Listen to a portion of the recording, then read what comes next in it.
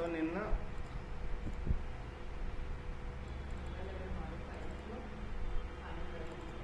Final variables చూడాలి. Final వేరియబుల్స్లో కూడా మళ్ళీ డిఫరెంట్ ఉంటాయి. Instance variables, static variables, local variables. ఇప్పుడు నార్మల్ వేరియబుల్స్లో 3 టైప్స్ ఉంటాయి కదా, అట్లనే ఫైనల్ కూడా ఆ 3 వేరియబుల్స్కి ఇవ్వచ్చు మనం.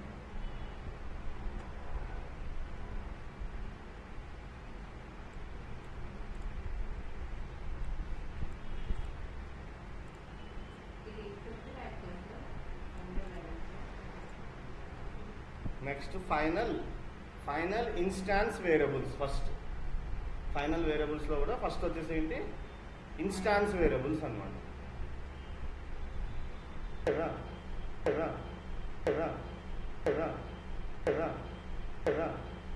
ప్రతి ఆబ్జెక్ట్కి సపరేట్ కాపీ క్రియేట్ అవుతుంది, దాన్నే ఇన్స్టాన్స్ వేరియబుల్స్ అంటాం.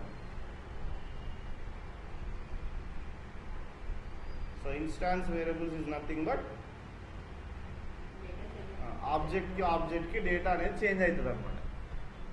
If the value of the value is varied from object to object, such type of variables are called. For every object a separate copy will be created. For instance variables we are not required to perform initialization. JVM will do initialization. అంటే మనం ఏమి initialise చేయకపోతే 0 value assign చేసుకుంటుంది. ఇంటీజర్కి అయితే, decimal ఫ్లోట్కి అయితే 0.0 default values ఉన్నాయి కదా, అవి అసైన్ చేసుకుంటుంది. అంటే ఇప్పుడు ఇంట్ ఎక్స్ అని చెప్పి ఇచ్చాను, ఇది ఇన్స్టాన్స్ వేరియబుల్. నువ్వు దీనికి ఏమి వాల్యూ ఇవ్వకపోయినా అది 0 అని అసైన్ చేసుకుంటుంది. ఇది ఆల్రెడీ మనం టైప్స్ ఆఫ్ వేరియబుల్స్లో ఆల్రెడీ చూసాం మనం. జస్ట్ అదే పాయింట్ మళ్ళీ ఒకసారి రివిజన్ చేస్తున్నాం ఇప్పుడు ఇది అంతే. ఎందుకంటే అసలు ఫస్ట్ ఇన్స్టాన్స్ వేరియబుల్స్ అంటే ఏంటో తెలిస్తేనే దానికి ఫైనల్ ఇస్తే ఏమవుతుందో తెలుస్తుంది మనకి.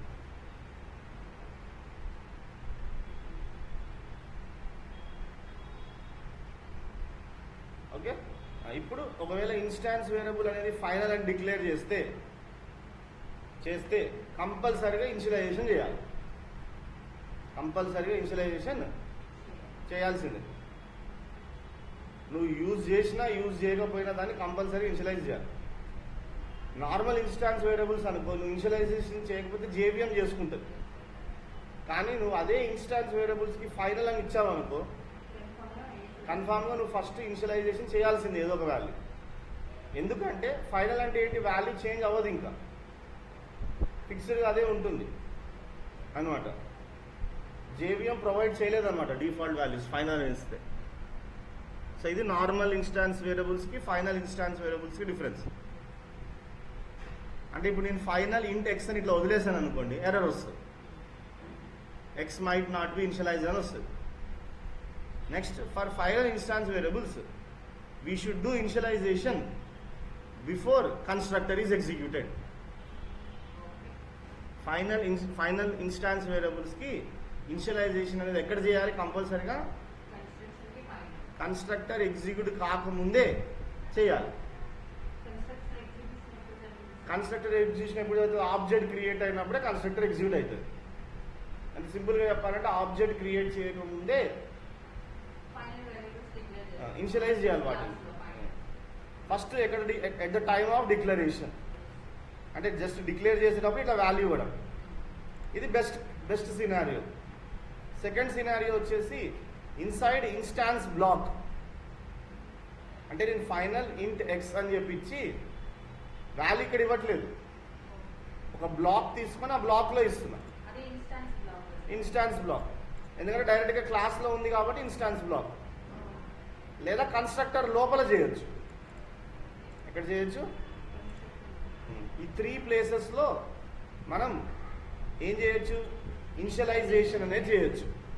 దేన్ని, ఇన్స్టాన్స్ వేరియబుల్స్ని, ఫైనల్ ఇన్స్టాన్స్ వేరియబుల్స్ని 3 ప్లేసెస్లో ఇనిషియలైజ్ చేయొచ్చు అనమాట. ఫస్ట్ ప్లేస్ ఏంటి, at the time of declaration. అంటే వేరియబుల్ క్రియేట్ చేసినప్పుడు ఇవ్వడం, like final index is equal to 10 అని డైరెక్ట్గా ఇచ్చేయడం అనమాట. ఇది అన్నిటికంటే ఈజియెస్ట్ మెథడ్. మనం మ్యాక్సిమం ఎక్కువ ఇదే యూజ్ చేస్తాం. కొన్ని సిచ్యువేషన్స్లో ఏంటంటే సెకండ్ ఇన్స్టాన్స్ బ్లాక్లో కూడా చేయొచ్చు అనమాట. ఇన్స్టాన్స్ బ్లాక్ అంటాం. ఇన్స్టాన్స్ బ్లాక్ అంటే ఏంటి? ఒక బ్లాక్ క్రియేట్ చేసి ఆ బ్లాక్లో నెక్స్ట్ కన్స్ట్రక్టర్, లాస్ట్ది కన్స్ట్రక్టర్. అంటే ఇట్లా పైన డిక్లేర్ చేసి ఎక్స్ వాల్యూ అక్కడ ఇవ్వకుండా బ్లాక్లో ఇస్తున్నా, లేదా కన్స్ట్రక్టర్లో ఇవ్వడం. ఈ బ్లాక్లో ఇవ్వడం అనేది మనం చాలా రేర్గా చేస్తాం. ఈ at the time of declaration in the constructor అనేది మనం ఎక్కువగా యూజ్ చేసుకుంటాం. Next, other than this, if you perform initialization anywhere will get error. అంటే ఇప్పుడు ఫైనల్ ఇంట్ ఎక్స్ అని చెప్పి ఇక్కడ ఇచ్చి ఒక మెథడ్లో ఇనిషియలైజ్ చేస్తున్నాం, ఒక నార్మల్ మెథడ్లో చేయలేను. కన్స్ట్రక్టర్లోనే చేయాలి, లేదా ఇన్స్టాన్స్ బ్లాక్లో చేయాలి, లేదా ద టైమ్ ఆఫ్ డిక్లరేషన్. ఈ 3 చోట్లే చేయగలుగుతాం. ఇంక ఈ 3 చోట్ల కాకుండా ఎక్స్ని ఇంకెక్కడ ఇనిషియలైజ్ చేసినా ఎర్రరే వస్తుంది.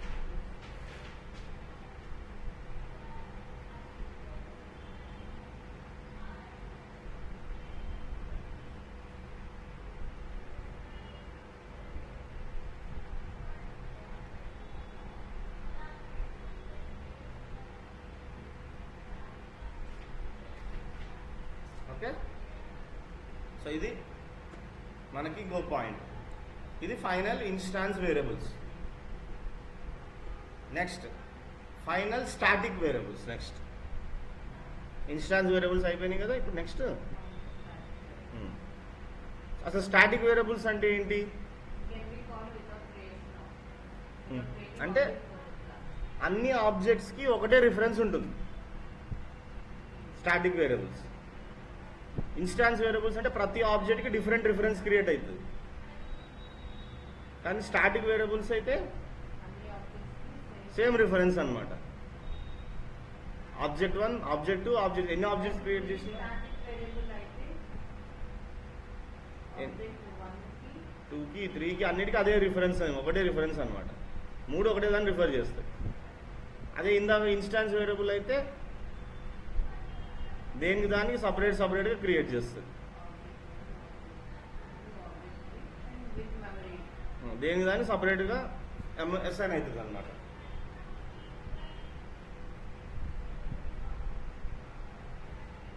Same, but for final static variables we should perform initialization. నార్మల్గా అయితే మనం ఇనిషియలైజేషన్ చేయకపోయినా ఏం కాదు నార్మల్ స్టాటిక్కి, కానీ ఫైనల్ స్టాటిక్ అయితే ఖచ్చితంగా చేయాలి. For final static variables, we should perform initialization before class is loaded. ఇంతకుముందు ఏంటి? బిఫోర్ కన్స్ట్రక్టర్ ఈజ్ ఎగ్జిక్యూటెడ్ అన్నాం. ఇక్కడ బిఫోర్ క్లాస్ ఈజ్ లోడెడ్, అంటే క్లాస్ లోడ్ అవ్వక ముందే మనం స్టాటిక్ వేరియబుల్స్ని ఇనిషియలైజేషన్ చేయాలి. క్లాస్ లోడింగ్ ఎప్పుడు చేస్తుంది JVM? మనం మెయిన్ మెథడ్ స్టార్ట్ చేసినప్పుడు, రన్ చేస్తున్నప్పుడు స్టార్ట్ చేస్తుంది. JVM చేస్తుంది. కాకపోతే మనం ఎక్కడెక్కడ చేయొచ్చు అంటే వీటిని at the time of declaration, అంటే వేరియబుల్ డిక్లేర్ చేసేటప్పుడు ఇవ్వడం, అప్పుడే క్లాస్ లోడ్ అయిపోయినప్పుడే అది వాల్యూ ఉండిపోతుంది అప్పటికి. లేదా ఇన్సైడ్ ద స్టాటిక్ బ్లాక్, అంటే ఒక స్టాటిక్ బ్లాక్ క్రియేట్ చేసి ఆ స్టాటిక్ బ్లాక్లో ఇవ్వడం. థర్డ్ వన్ వచ్చేసి ఇంకెక్కడ చేసినా ఎర్రర్ వస్తుంది. అంటే ఓన్లీ 2 చోట్లే మాత్రమే ఇవ్వచ్చు మనం, అంతే. ఇంతకుముందు అయితే కన్స్ట్రక్టర్లో కూడా ఇవ్వచ్చు ఇన్స్టాన్స్ వేరియబుల్స్, కానీ స్టాటిక్ వేరియబుల్స్ని కన్స్ట్రక్టర్లో ఇవ్వడానికి కూడా ఉండదు.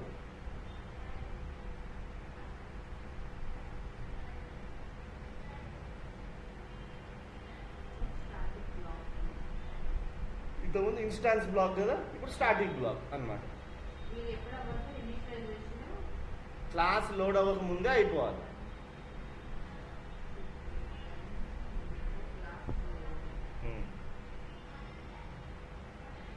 అంటే మెయిన్ మెథడ్లోకి ఎంటర్ కాకముందే అన్నిట్లో డేటా వచ్చేయాలి. స్టాటిక్ అనుకో, మనకి ఆటోమేటిక్గా మెయిన్ మెమరీలో మెయిన్లోకి ఎంటర్ కాకముందే అది మెమరీ ఎలకేట్ అయిపోతుంది వాటి. అట్లా కాకుండా ఏదైనా మెథడ్లో ఇనిషియలైజ్ చేసినా ఇంకెక్కడ చేసినా ఎర్రర్ వస్తుంది, మనకి కంపైల్ టైం ఎర్రర్ అనేది వస్తుంది అన్నమాట. Next final local variables. Static variables తర్వాత లాస్ట్ వచ్చేసి ఏంటి? Final local variables.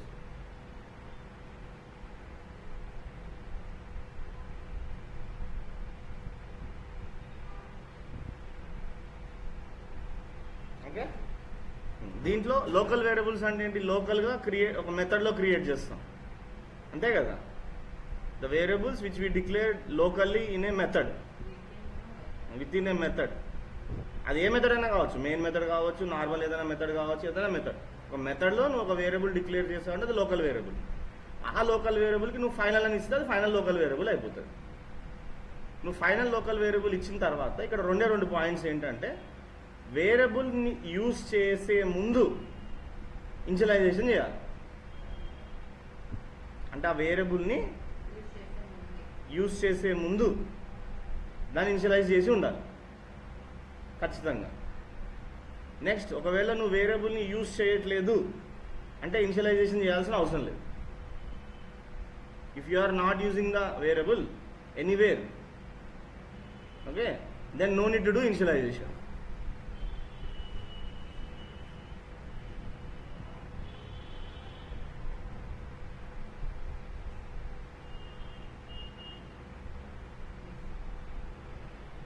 ఇక్కడ చూడండి, అవే ఇక్కడ ఇచ్చారు. JVM won't provide any default values. We should initialize. Where we should initialize? Before using that variable. అంటే వేరియబుల్ యూజ్ చేసే ముందు ఇనిషియలైజ్ చేసి ఉండాలి. Next, local variable declare as final అయితే, ఓకే, దాన్ని ఒకవేళ నువ్వు వాడుకోకపోతే ఇనిషియలైజ్ చేయాల్సిన అవసరం లేదు. ఎగ్జాంపుల్గా ఇప్పుడు నేను ఫైనల్ ఇండెక్స్ అని ఇచ్చా, దాంట్లో వాల్యూ ఏమి ఇవ్వలేదు, యూజ్ చేయట్లే కాబట్టి నేను ఇక్కడ ఎర్రర్ ఏం రాదు. ఒకవేళ ఈ ఎక్స్ నేను ఎక్కడైనా ప్రింట్ చేయడము, యాక్సెస్ చేయడము ఏదైనా చేసినప్పుడు ఖచ్చితంగా ఎర్రర్ వస్తుంది అప్పుడు, ఎందుకంటే ఇనిషియలైజ్ చేయలేదు కాబట్టి. ఇనిషియలైజ్ చేసి ఎప్పుడు చేయాలి? ఎయిదర్ దాన్ని యూజ్ అన్న చేసుకోవాలి, అప్పుడు ఇనిషియలైజ్ చేసేస్తాం, లేదా దాన్ని యూజ్ చేసే ముందు ఒక జస్ట్ ఒక లైన్ ముందన్న ఇనిషియలైజ్ చేసుకోవాలి. The only applicable modifier for local variables is final. Local వేరియబుల్స్కి మనం ఇవ్వగలిగే ఒక మాడిఫైయర్ ఏంటి? ఎక్కడైనా సరే లోకల్ వేరియబుల్స్ ఎక్కడున్నా వాటికి ఫైనల్ తప్పితే ఇంకేది ఇవ్వలేము మనం. లోకల్ వేరియబుల్స్కి స్టాటిక్ ఇవ్వలేము, ఓకే, ఇంకే మాడిఫైయర్ యూజ్ చేయలేము ఆ లోకల్ వేరియబుల్స్కి. The only modifier which we can applicable for local variables is finals.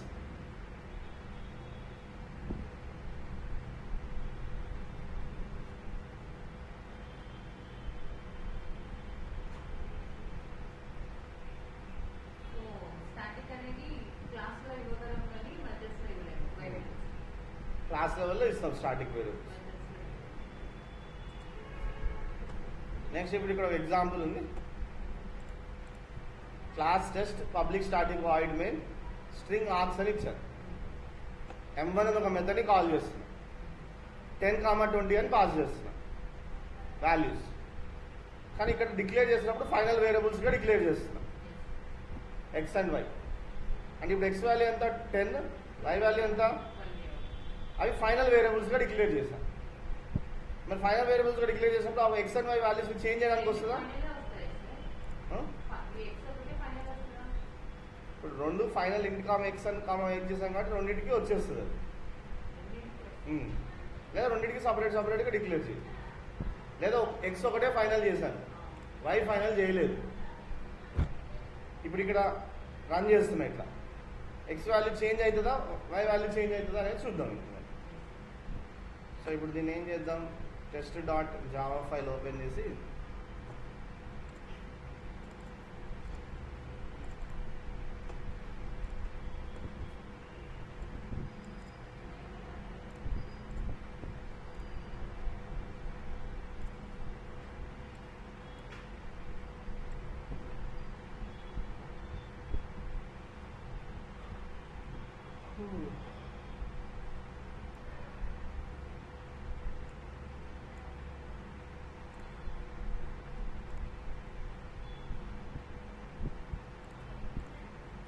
Okay, public static void main ఇచ్చాను. దీంట్లో ఇప్పుడు M1 మెథడ్ని కాల్ చేస్తున్నాం, 10, 20.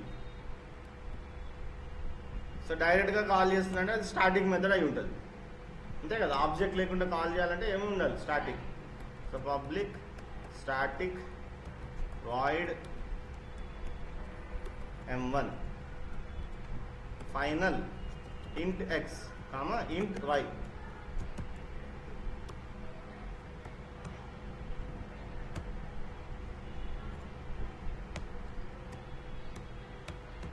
ఓకే, ఇలా ఇచ్చాను. దాంట్లో ఇప్పుడు x is equal to 1000, y is equal to 2000 అని మారుస్తున్నాం. తర్వాత system dot out dot println అని చెప్పి x వాల్యూని దాంతోపాటు y వాల్యూని ప్రింట్ చేస్తున్నాం. సేవ్ చేసేసి ఇక్కడతో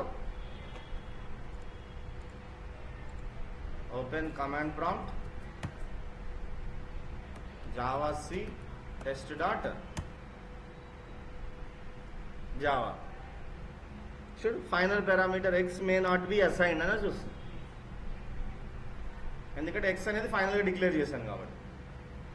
అంటే మనం ఆర్గ్యుమెంట్స్ తీసుకుంటే ఆర్గ్యుమెంట్స్ని కూడా మీరు ఫైనల్గా డిక్లేర్ చేయొచ్చు.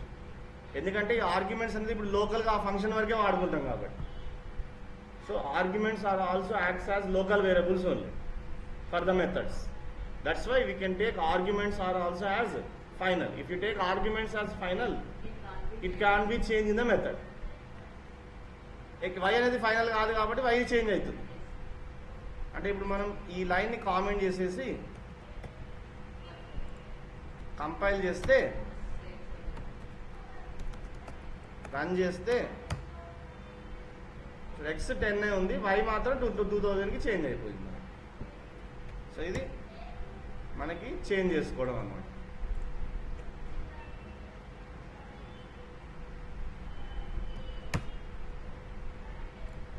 సో ఇది మనకి లోకల్ వేరియబుల్స్, ఫైనల్ వేరియబుల్స్ అన్నిటికీ.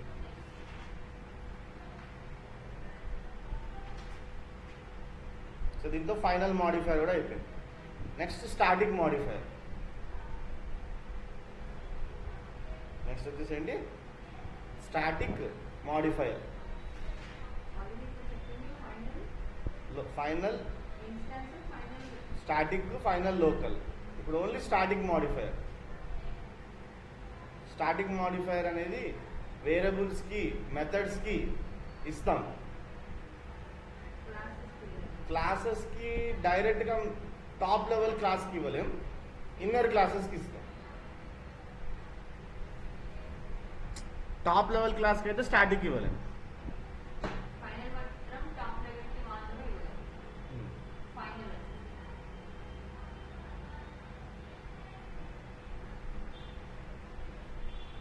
Static modifier is used for variables and methods, but not for classes. But we can use for inner classes. But you can use for inner classes.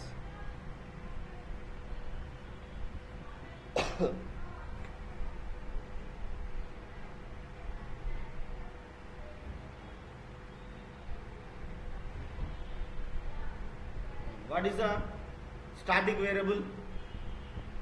For every object same reference will be created. అంతే కదా, ఇది already మనకు తెలుసు. int x is equal to 10, static int y is equal to, ఇప్పుడు y is equal to 20 అనేది అన్ని ఆబ్జెక్ట్స్కి అదే reference అన్నట్టుగా. ఇప్పుడు నేను టెస్ట్ t1 అని ఒక ఆబ్జెక్ట్ క్రియేట్ చేస్తున్నాను, t1.x మారుస్తున్నాను, t1.yని కూడా మళ్ళీ t2 అని ఇంకొక ఆబ్జెక్ట్ క్రియేట్ చేశాను. సో ఇప్పుడు t2 ఆబ్జెక్ట్తో నేను ఏం చేంజ్ చేయట్లేదు డేటాని, ఓన్లీ t1 ఆబ్జెక్ట్తోనే చేంజ్ చేస్తాను. ఎక్స్ అనేది స్టాటిక్ కాదు కాబట్టి, దేనికి దానికి సపరేట్ క్రియేట్ అవుతుంది. సో t1.x అంటే 888 వస్తుంది. అదే t2.x అంటే 888 రాదు, ఒరిజినల్ వాల్యూ వస్తుంది, X value. So original value X ఎంత ఉంది మనకి? 10 ఉంది. ఎంత ఉంది? అదే వస్తుంది అనమాట. ఏది? t2తో యాక్సెస్ చేస్తుంది. కానీ t1.y ఎంత చేంజ్ చేశాను? మరి t2.y చేంజ్ చేయకపోయినా 999 వస్తుంది. ఎందుకంటే స్టాటిక్ కాబట్టి అన్నిటికీ ఒకటే సేమ్ బ్లాకే మెమరీ పాయింట్. కానీ ఎక్స్ అనేది స్టాటిక్ కాదు కాబట్టి దేనికి దానికి సపరేట్ వాల్యూస్ అసైన్ అవుతాయి. సేమ్ ఇదే ఎగ్జాంపుల్ మనం ఆల్రెడీ అప్పుడు చూసాం. స్టాటిక్ వేరియబుల్స్ చెప్పినప్పుడు సేమ్ అదే అనమాట. So static members can be accessed from both static and non static areas అనమాట. That is the advantage of static members. అంటే నువ్వు ఒక వేరియబుల్ కానీ ఒక మెథడ్ని కానీ స్టాటిక్ అని డిక్లేర్ చేస్తే అది స్టాటిక్ బ్లాక్స్లో యాక్సెస్ చేయొచ్చు, నాన్ స్టాటిక్ బ్లాక్స్లోనూ యాక్సెస్ చేయొచ్చు అనమాట. స్టాటిక్ వేరియబుల్స్ అంటే స్టాటిక్ మెంబర్స్ అంటే మెథడ్స్ అయినా వేరియబుల్స్ అయినా inside static block access, outside the static block also we can access అనమాట. అంటే static and non static blocks రెండిట్లోనే యాక్సెస్ చేయొచ్చు, బోత్ ప్లేసెస్లో యాక్సెస్ చేయొచ్చు. బట్ కానీ ఇన్స్టాన్స్ వేరియబుల్స్ ఉన్నాయనుకోండి, ఓన్లీ ఇన్స్టాన్స్ ఏరియాలోనే యాక్సెస్ అవుతాయి, అవి స్టాటిక్ ఏరియాలో అవదు అనమాట.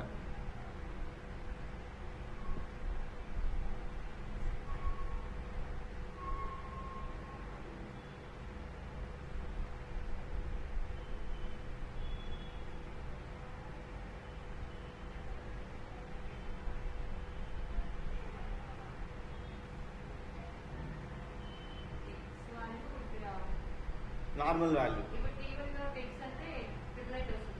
T1.x అంటే 888 వస్తుంది, T2.x అంటే మాత్రం ఒరిజినల్ వాల్యూ 10 వస్తుంది.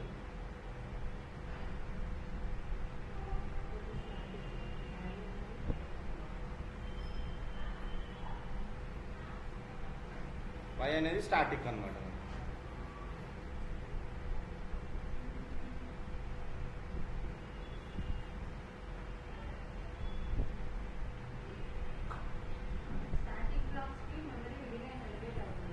T1 కైనా అదే, T2 కైనా అదే block. y is equal to starting 20 ఉంది,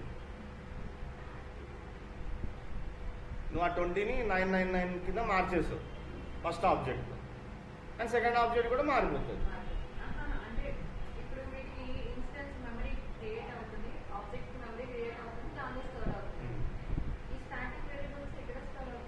అవి కూడా అక్కడే స్టోర్ అవుతాయి, కాకపోతే అది హీప్ మెమరీ, ఇది RA memory. Memory location different అంతే. ఆర్ఏ మెమరీలో స్టోర్ అవుతాయి, ఇన్స్టాన్స్ వేరియబుల్స్ హీప్ మెమరీలో స్టోర్ అవుతాయి.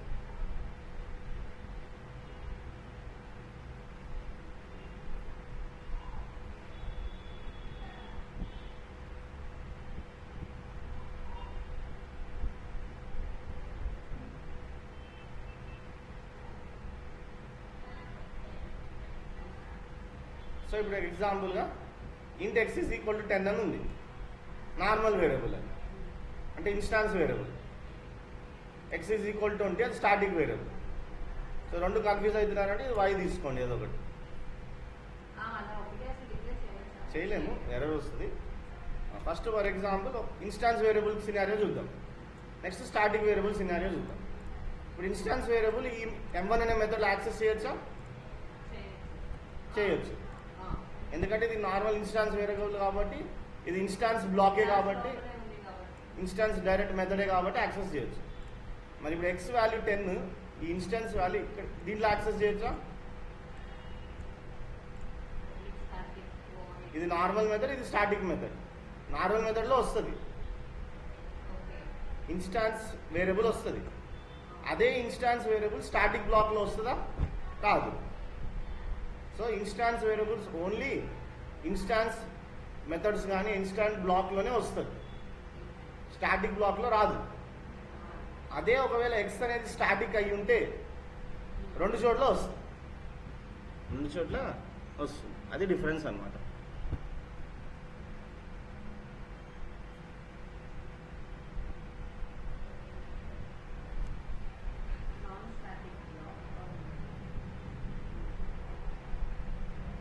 ఇన్స్టాన్స్ వేరియబుల్స్ ఓన్లీ ఇన్స్టాన్స్ బ్లాక్స్లోనే, స్టాటిక్ బ్లాక్లో అవ్వదు.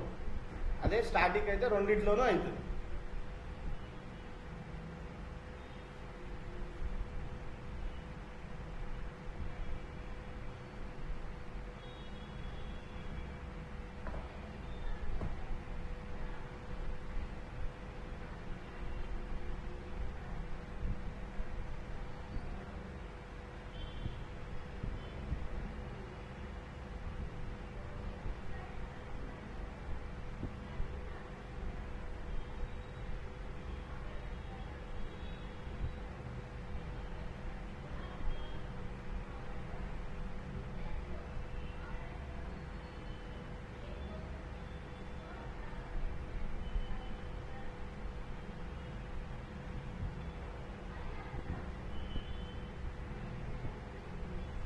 ఓకే.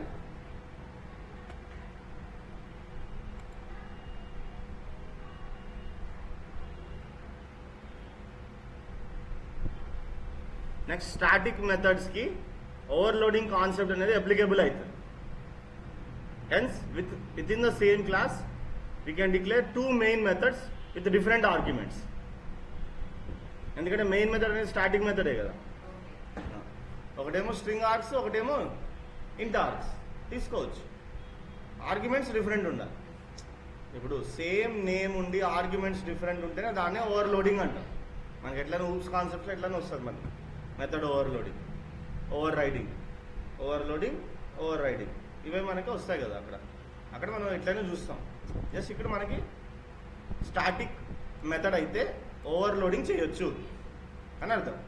కానీ ఇప్పుడు రన్ చేసి ఏది రన్ అవుతుంది? ఫస్ట్ స్ట్రింగ్ ఆర్గ్స్ ఉన్న మెథడే రన్ అవుతుంది. ఇది రన్ అవ్వాలంటే దాన్ని మనం ఎక్స్ప్లిసిట్గా కాల్ చేయాలి. ఎక్స్ప్లిసిట్గా అంటే మెయిన్ మెథడ్ అని చెప్పి కాల్ చేసి ఒక ఇంటీజర్ అరేని పాస్ చేయాలి. దానికి ఇంటీజర్ అరేని అప్పుడు ఇది రన్ అవుతుంది. అప్పుడు ఇది అది next. But JVM calls always string argument method only. The other method we have to call explicitly just like a normal method. Inheritance concept is applicable for static methods, including main method. Hence, while executing child class, if the child class does not have main method, parent class main method will execute. ఇప్పుడు parent లో main method ఉంది, child లో main method లేదు. ఇప్పుడు child run చేస్తే parent main మెథడే run అవుతుంది. Parent class అనే print అవుతుంది. నువ్వు ఏది రన్ చేసినా పేరెంట్ క్లాస్ అనే ప్రింట్ అవుతుంది. ఒకవేళ చైల్డ్లో కూడా మెయిన్ మెథడ్ ఉంటే ఓవర్ రైడింగ్ జరుగుతుంది. అప్పుడు ఏమవుతున్నప్పుడు అంటే పేరెంట్కి రన్ చేస్తే పేరెంట్ రన్ అవుతుంది, చైల్డ్ రన్ చేస్తే child class main method run అవుతుంది. ఫస్ట్ సినారియో ఏంటి? చైల్డ్లో లేదు మెయిన్ మెథడ్, చైల్డ్లో లేనప్పుడు పేరెంట్ది తీసుకుంటుంది. సెకండ్ సినారియో ఏంటి? చైల్డ్లో ఉంది, పేరెంట్లో ఉంది, రెండింటిలోనూ ఉంది మెయిన్ మెథడ్. అప్పుడు నువ్వు దేనికి ఆబ్జెక్ట్ క్రియేట్ చేస్తావో ఆ పర్టికులర్ది రన్ అవుతుంది. నువ్వు చైల్డ్ క్రియేట్ చేస్తే child class main method run అవుతుంది, పేరెంట్కి క్రియేట్ చేస్తే పేరెంట్ క్లాస్ రన్ అవుతుంది. సో ఇది మనకి ఇక టోటల్ స్టాటిక్ మాడిఫైయర్ గురించి. నెక్స్ట్ నేటివ్ మాడిఫైయర్ ఉంటుంది.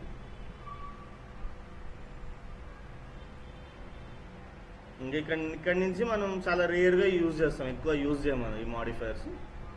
కాకపోతే మనకి జస్ట్ వాటి డెఫినేషన్స్ అనేది ఐడియా ఉంటుంది. So native is applicable only for methods. Variables పైన, క్లాసెస్ పైన ఎక్కడ వాడడం దాన్ని. ఓన్లీ ఒక మెథడ్ని నువ్వు నేటివ్ మెథడ్ లాగా క్రియేట్ చేస్తావు. ఇంకా వేరియబుల్స్కి, క్లాసెస్కి అది అప్లికబుల్ కాదు. ఓన్లీ అప్లికబుల్ ఫర్ మెథడ్స్ అన్నమాట. So native methods are implemented in some other languages like C and C++. Hence native methods are also known as foreign methods అని అంటారు. అంటే వేరే లాంగ్వేజ్లో ఉన్న మెథడ్స్ని మనం ఇక్కడ ఇంప్లిమెంట్ చేసుకోవాలి అన్నప్పుడు మనకి యూజ్ అవుతుంది అన్నమాట. C కానీ C++లో కానీ దాన్ని జావాలో యూజ్ చేయడం. So the main objective of native methods is improve performance of the system to use already existing legacy. అంటే ఆల్రెడీ ఉన్న నాన్ జావా కోడ్, అంటే జావా కోడ్ కాకుండా వేరే లాంగ్వేజ్ కోడ్ని యూజ్ చేయడం. సో దీని సింటాక్స్ ఎలా ఉంటుందంటే, క్లాస్ నేటివ్ అని ఒక క్లాస్ ఉంటుంది ఇన్బిల్ట్గా మనకి java.lang ప్యాకేజ్లోనే ఉంటుంది. ఏం క్లాస్ ఉంటుంది? నేటివ్ అనే క్లాస్ ఉంటుంది. ఈ నేటివ్ అనే క్లాస్లో ఒక స్టాటిక్ మెథడ్ ఉంటుంది, లేదా ఒక స్టాటిక్ బ్లాక్ ఉంటుంది. ఆ స్టాటిక్ బ్లాక్లో system.load లైబ్రరీ, దాంట్లో మనం ఏదైతే నేటివ్ లైబ్రరీని లోడ్ చేసుకోవాలనుకుంటున్నామో లోడ్ చేసుకుంటాం. సో ఇది native method. Declare a native method, public native void m1. The above method should be present in native class అన్నమాట. Invoke native method in a class. అంటే ఇప్పుడు native క్లాస్కి ఆబ్జెక్ట్ క్రియేట్ చేసి దాన్ని access చేస్తాం.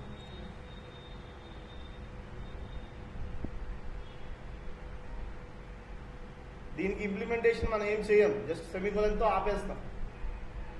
దీని ఇంప్లిమెంటేషన్ మనం వేరే లాంగ్వేజ్లో ఇంప్లిమెంట్ చేసుకుంటాం. ఓకే, అందుకే నేటివ్ మెథడ్స్ అనేది సెమికోలన్తో ఎండ్ అయిపోతాయి అన్నమాట. అబ్స్ట్రాక్ట్ వేరు, ఇది వేరు. whereas abstract method implementation should be available here only. Implement చేస్తాం. అబ్స్ట్రాక్ట్ మెథడ్ అయితే అసలు ఇంప్లిమెంటేషనే ఉండదు. అందుకే అబ్స్ట్రాక్ట్ నేటివ్ రెండు కలిపి యూజ్ చేయలేదు. నేటివ్ మెథడ్ని స్ట్రిక్ట్ ఎఫ్పి మాడిఫైర్తో కూడా యూజ్ చేయలేదు. ఎందుకంటే ఆ లాంగ్వేజ్ ఈ స్టాండర్డ్స్ని ఫాలో అవుతుందో లేదో తెలియదు మనకి. దీనివల్ల డిసడ్వాంటేజ్ ఏంటి అంటే it breaks platform independent nature of Java. ఇప్పుడు సి అనేది C++ కూడా అనేది ప్లాట్ఫామ్ డిపెండెంట్ ఉంటుంది. మరి ఆ కోడ్ని పోతుంది కాబట్టి మనం ఎక్కువగా 99% అసలు దీన్ని మనం ఎక్కువగా వాడమన్నమాట. ఒకవేళ వాడాలనుకుంటే వేరే లాంగ్వేజ్ కోడ్ని ఇక్కడ వాడుకోవడానికి యూజ్ అయ్యేదే ఒక మాడిఫైర్ అనమాట. సో దీంతో మనకి ఎక్కువ యూజ్ ఏమి ఉండదు. Next synchronised modifier, transit modifier. రెండు మాడిఫైర్స్ ఉన్నాయి, సింక్రనైజ్డ్ మాడిఫైర్, ఇంకొకటి ట్రాన్సిట్ మాడిఫైర్ అని ఉంటుంది. ఫస్ట్ సింక్రనైజ్డ్ మాడిఫైర్ అనేది చూద్దాం. సింక్రనైజ్డ్ మాడిఫైర్ అనేది ఏంటి అంటే only for applicable for methods and blocks. ఇది కూడా అంతే, ఓన్లీ మెథడ్స్కి లేదా ఒక బ్లాక్కి, ఏదైనా ఒక బ్లాక్ ఆఫ్ కోడ్కి నువ్వు సింక్రనైజ్డ్ అని ఇవ్వచ్చు. నేమ్లోనే ఉంది సింక్రనైజ్డ్ అంటే ఏం చేస్తుంది అది?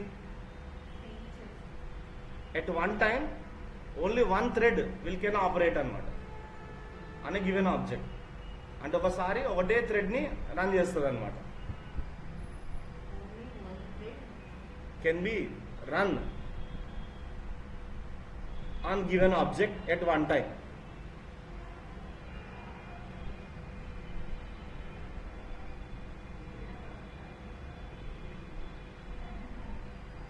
అంటే ఒకసారి ఒకటే థ్రెడ్. ఇప్పుడు ఒక మెథడ్ ఉంది సింక్రనైజ్డ్ మెథడ్, దాన్ని ఒక 4-5 ఆబ్జెక్ట్స్ ఒకటేసారి కాల్ చేస్తున్నాయి. ఫస్ట్ ఆబ్జెక్ట్ ఎగ్జిక్యూషన్ అయ్యేంత వరకు సెకండ్ ఆబ్జెక్ట్ రన్ కాదు, వెయిటింగ్లో పెడుతుంది. సో దీనివల్ల అడ్వాంటేజ్ ఏంటి అంటే డేటా ఇన్కన్సిస్టెన్సీ ప్రాబ్లమ్స్ ఉండదు. ఎందుకంటే ఫస్ట్ ఒకటి దాని తర్వాతనే ఇంకోటి ఎగ్జిక్యూట్ అవుతుంది కాబట్టి సెకండ్ దానికి వెళ్ళేసరికి కొత్త డేటానే ఉంటుంది. డేటా ఇన్కన్సిస్టెన్సీ ప్రాబ్లం ఉండదు. డిసడ్వాంటేజ్ ఏంటంటే ఇప్పుడు నేను ఫిఫ్త్ ఆబ్జెక్ట్ రన్ చేయాలనుకో, ఫస్ట్ ఆ 4 థ్రెడ్స్ రన్ అయ్యేంత వరకు అది వెయిట్ చేయాల్సిందే. సో అంటే వెయిటింగ్ టైం ఎక్కువ పడుతుంది, డేటా ఇన్కన్సిస్టెన్సీ ప్రాబ్లం సాల్వ్ అవుతుంది. అది అడ్వాంటేజ్, ఇది డిసడ్వాంటేజ్ అనమాట.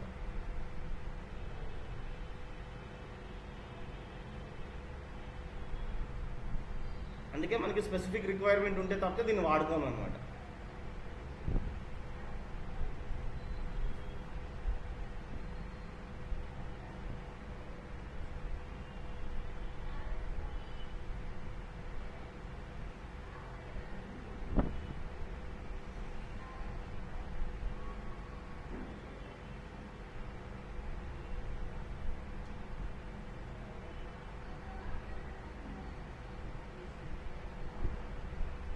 సో సింక్రనైజ్డ్ అంటే ఒకటేసారి ఒకటే థ్రెడ్ ఆబ్జెక్ట్ మీద ఆపరేట్ చేయడానికి అలౌ చేస్తుంది.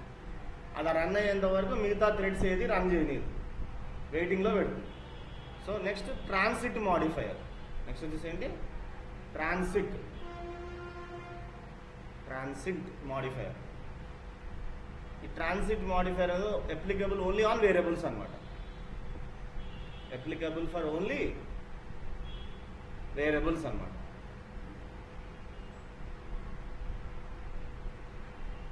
అంటే వేరియబుల్స్ మీద తప్ప ఇంకెక్కడ వాడుకోండి.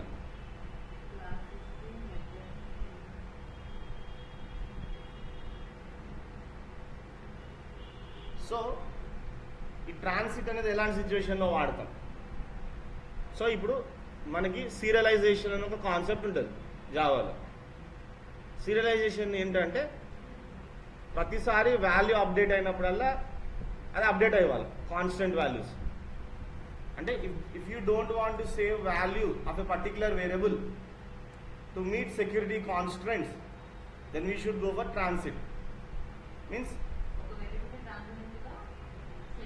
ట్రాన్సిట్ అని ఇస్తే నువ్వు ఆ వేరియబుల్కి ఏమన్నా చేంజెస్ చేసినా అది అప్డేట్ అవ్వదు అనమాట. అది ఆ చేంజెస్ని అప్డేట్ చేసుకోదు అనమాట, కన్సిడర్ చేయదన్నమాట.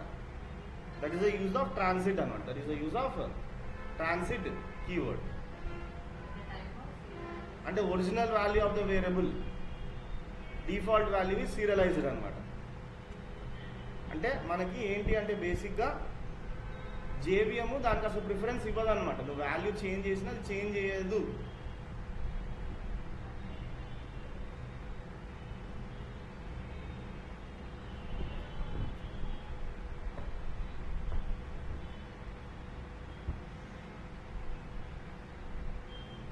సీరియలైజేషన్ కాన్సెప్ట్లోనే ఎక్కువగా ఇది వాడతాం, ట్రాన్సిట్ అనేది మాడిఫైయర్.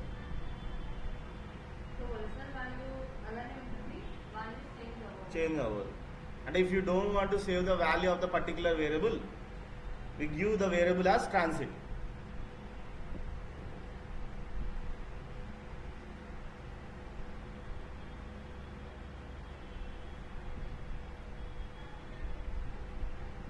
మనకి ఒరిజినల్ వాల్యూ ఏదైతే ఉందో అదే ఉంటుంది అనమాట. ఎప్పుడు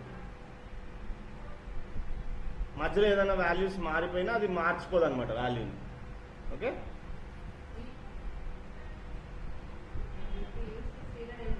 it is used in serialization concept. మీరు గూగుల్లో చూడండి సీరియలైజేషన్ కాన్సెప్ట్ అంటే ఏంటో, గూగుల్లో వస్తుంది. ఆ సీరియలైజేషన్ కాన్సెప్ట్ ఒక్క దాంట్లో మాత్రమే యూజ్ చేస్తాం ఇప్పుడు. నెక్స్ట్ వాలటైల్, లాస్ట్ ఇదే లాస్ట్ అనుకుంటా. వాలటైల్ మాడిఫైయర్, ఇది కూడా అంతే, only applicable on variables.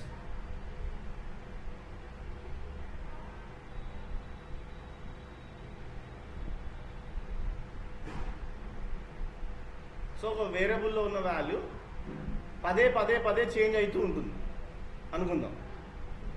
Okay, దాన్ని వోలటైల్ అని డిక్లేర్ చేస్తే చేంజ్ అయిన ప్రతిసారి సపరేట్ థ్రెడ్ ఒకటి క్రియేట్ అవుతుంది అన్నమాట. అంటే ఎవ్రీ టైం ఇప్పుడు ఫస్ట్ ఎక్స్ వాల్యూ 10 ఉంది, నేను తర్వాత 100 అని మార్చాను. మళ్ళీ ఆ 100 అనేది సపరేట్ ఒక థ్రెడ్ క్రియేట్ చేసుకుంటుంది. మళ్ళీ మళ్ళీ 500 మార్చాను, మళ్ళీ సపరేట్ ఇంకొక థ్రెడ్ క్రియేట్ చేస్తుంది దాన్ని. అంటే వేరియబుల్ చేంజ్ అయిన ప్రతిసారి మన ఒరిజినల్ మెమరీ బ్లాక్ని అప్డేట్ చేయకుండా సపరేట్ సపరేట్ థ్రెడ్స్ క్రియేట్ చేసి సపరేట్ సపరేట్ మెమరీ అలొకేట్ చేస్తుంది అనమాట.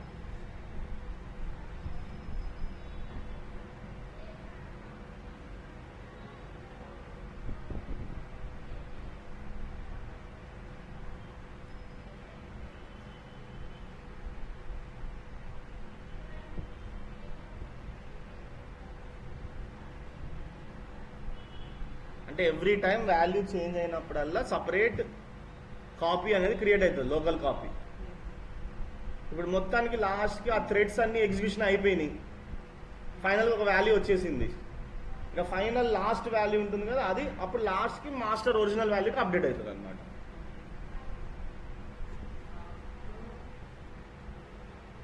అంటే ఇప్పుడు ఫస్ట్ x = 10 ఇచ్చాను, మధ్యలో x = 50, x = 200, x = 10, last x = 500 ఇచ్చాను. ఆ మధ్యలో ఉన్న వాల్యూస్ ఏవి ఒరిజినల్ దాంట్లో స్టోర్ అవ్వవు, లోకల్ కాపీ లాగా స్టోర్ అవుతాయి. లాస్ట్ x = 500 ఫైనల్ స్టెప్ ఉంది కదా, ఎగ్జిక్యూషన్ కంప్లీట్ అయ్యే ముందు, అది మనకి ఫైనల్గా మాస్టర్ కాపీ అంటే మన ఒరిజినల్ కాపీలోకి స్టోర్ అవుతుంది.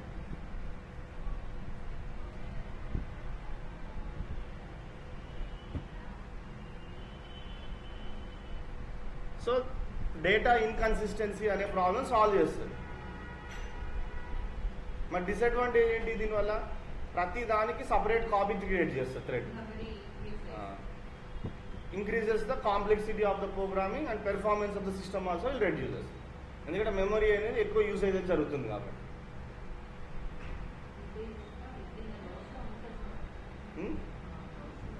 నోట్స్లో ఉన్నాయి అన్ని points. So it is outdated keyword అనమాట. మనం ఎక్కువ అసలు never recommend to use volatile keyword అనమాట. అసలు మనం వాడని దాన్ని. సో ఇవి టోటల్ మాడిఫైయర్స్. అసలు ఇప్పుడు ఎవరు దాన్ని వాడని కూడా వాడరు. మీకు ఐడియా ఉండడం కోసం చెప్తున్నా అంతే, జస్ట్ డెఫినేషన్స్ చెప్పినాక. ఇవన్నీ ఎక్కువ అడగరు, ఇంటర్వ్యూలు జస్ట్ అడిగితే జస్ట్ వాటి డెఫినేషన్స్ అడుగుతారు అంతే. సింక్రనైజ్డ్ ఒక మెథడ్ సింక్రనైజ్డ్ అని ఇస్తే ఏం జరుగుతుంది అంటే మీరు ఎక్స్ప్లెయిన్ చేయగలగాలి కదా. ట్రాన్సిట్ మాడిఫైయర్ అంటే ఏంటి, ఎలాంటి సిచ్యువేషన్లో వాడతాం, సీరియలైజేషన్ కాన్సెప్ట్లో దాన్ని వాడతాం అని చెప్పాలి. అట్లా కనీసం జస్ట్ ఒక 1 లైన్ ఆన్సర్ చెప్పేటట్టు ఉండాలి. వాలటైల్ అంటే ఏంటి, దేనికి ఇస్తాం, వేరియబుల్స్కి ఇస్తాం. ఇస్తే ఏమవుతుంది, separate thread local copy create అవుతుంది. ఫైనల్గా మాస్టర్ కాపీ మొత్తం అయిపోయినాకనే అప్డేట్ అవుతుంది. అట్లా సో ఇది మనం చెప్పొచ్చు అనమాట. ఇట్లా పాయింట్స్ 2-3 పాయింట్స్. ఇప్పుడు ఫైనల్గా అన్ని మాడిఫైయర్స్ అయిపోయాయి కాబట్టి ఇప్పుడు కంక్లూషన్స్కి వద్దాం. ఇప్పుడు చూసిన అన్ని మాడిఫైయర్స్లో ఫైనల్ కంక్లూషన్స్ ఏంటి? The only applicable modifier for local variables is what? That is the first point conclusion. అంతే కదా. ఇప్పుడు మనం చూసిన అన్ని మాడిఫైయర్స్లో లోకల్ వేరియబుల్స్కి మాత్రమే ఇచ్చే ఒకే ఒక మాడిఫైయర్ ఫైనల్. ఇంకా లోకల్ వేరియబుల్స్కి ఫైనల్ కాకుండా ఇంక ఏది ఇవ్వలేదు, ఇంకా వేరే ఏది యూజ్ చేయం కూడా మనం. Next, the modifiers which are applicable for only for variables, మిగతా వాటికి కాకుండా ఓన్లీ వేరియబుల్స్కి మాత్రమే వాడేవి. ఇప్పుడు మనం చూసినవి వాలటైల్, ట్రాన్సిట్. ఈ వాలటైల్, ట్రాన్సిట్ ఈ రెండు మాత్రం ఓన్లీ వేరియబుల్స్కి మాత్రమే వాడతాం, ఇంకెక్కడ వాడం. నెక్స్ట్, ఓన్లీ మెథడ్స్కి మాత్రమే వాడేవి సింక్రనైజ్డ్, నేటివ్. ఈ రెండు ఓన్లీ మెథడ్స్ మీదనే వాడతాం. టాప్ లెవెల్ క్లాసెస్లో వాడేవి పబ్లిక్, డిఫాల్ట్, ఫైనల్. ఇవి 3 మనం వాడతాం పబ్లిక్ టాప్ లెవెల్లో.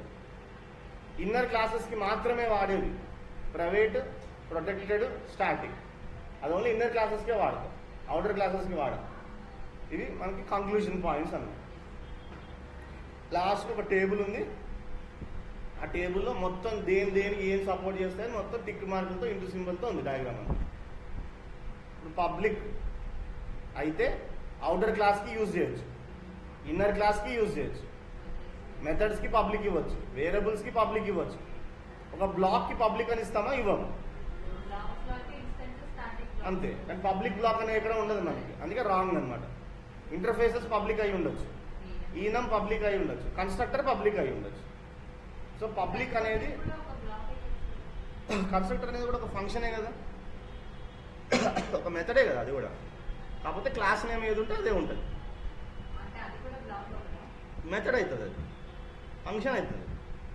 బ్లాక్ అంటే ఏంటి, అసలు నేమ్ ఏమీ ఉండకుండా only flower brackets open close, దానికి పైన ఏమి నేమ్ ఉండదు, only flower brackets open close, దాన్ని బ్లాక్ అంటే. అంటే పబ్లిక్ అనేది ఓన్లీ బ్లాక్స్ తప్ప మిగతా అన్నిటికీ వాడుకోవచ్చు. నేమ్ ఏమి ఉండదు, just flower brackets open close, ఏమి లేకుండా నార్మల్గా ఉంటే అది ఇన్స్టాన్స్ బ్లాక్. అదే బ్లాక్ పైన స్టాటిక్ అని పెడితే స్టాటిక్ బ్లాక్, అంతే తేడా.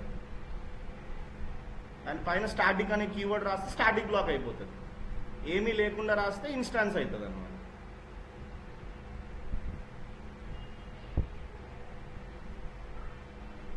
నెక్స్ట్, డిఫాల్ట్ మాడిఫైయర్ కూడా అంతే. అవుటర్ క్లాసెస్కి యూజ్ చేయొచ్చు, ఇన్నర్ క్లాసెస్కి యూజ్ చేయొచ్చు, మెథడ్స్కి, వేరియబుల్స్కి, ఇంటర్ఫేసెస్కి, కన్స్ట్రక్టర్స్కి సేమ్. అంటే పబ్లిక్, డిఫాల్ట్ సేమ్ అనమాట. ప్రైవేట్ అవుటర్ క్లాస్కి యూజ్ చేయొచ్చా?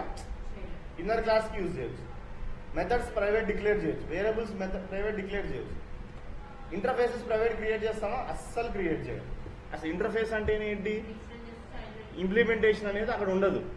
ఇప్పుడు నువ్వు దాన్ని ప్రైవేట్ ఇంటర్ఫేస్ కింద డిక్లేర్ చేస్తే వేరే దగ్గర దాన్ని వాడలేవు కదా, అందుకే ఇంటర్ఫేసెస్ ఎప్పుడు పబ్లికే ఉంటాయి.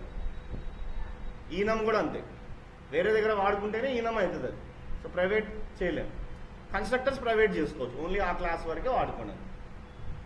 అంటే ప్రైవేట్ అనేది ఇవేవి ఉంటాయి, ఇవేమి ఉండవు.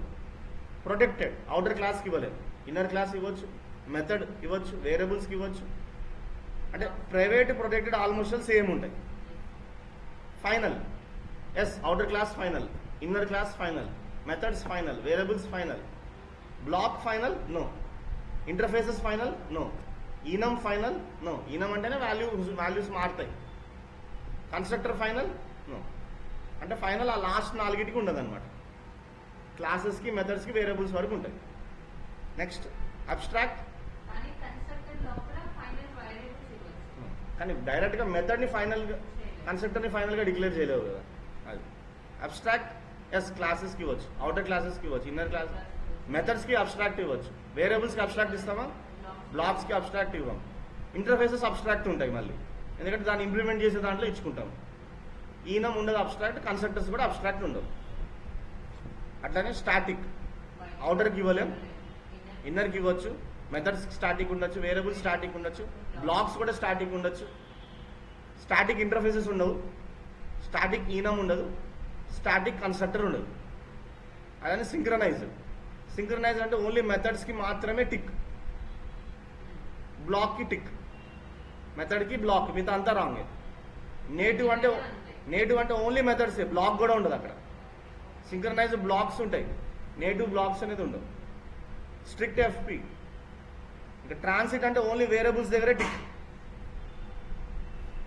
వాలటైల్ కూడా ఓన్లీ వేరియబుల్స్ దగ్గరే టిక్, ఎందుకంటే ఓన్లీ వేరియబుల్స్కి అది అప్లికబుల్, మిగతా అన్ని చోట్ల నాట్ అప్లికబుల్. అంటే ఇది ఒక్క డయాగ్రామ్ చూస్తే మీకు అన్ని ఐడియా వచ్చేస్తాయి. సో ఇది total modifiers. Finish. Next interfaces చూడాలి. ఇప్పుడు how to create interface, how to use an interface. Okay, so ఆ ఇంటర్ఫేస్ చూసిన తర్వాత ఊప్స్ కాన్సెప్ట్ చూద్దాం. సో ఇంటర్ఫేసెస్కి ఎగ్జాంపుల్స్ అక్కడ నోట్స్లో ఎక్కడ లేవు, ఏదో ఒకటి చూద్దాం మనం. ఓకే, ఇప్పుడు నేను కార్ అని ఒక ఇంటర్ఫేస్ క్రియేట్ చేస్తాను.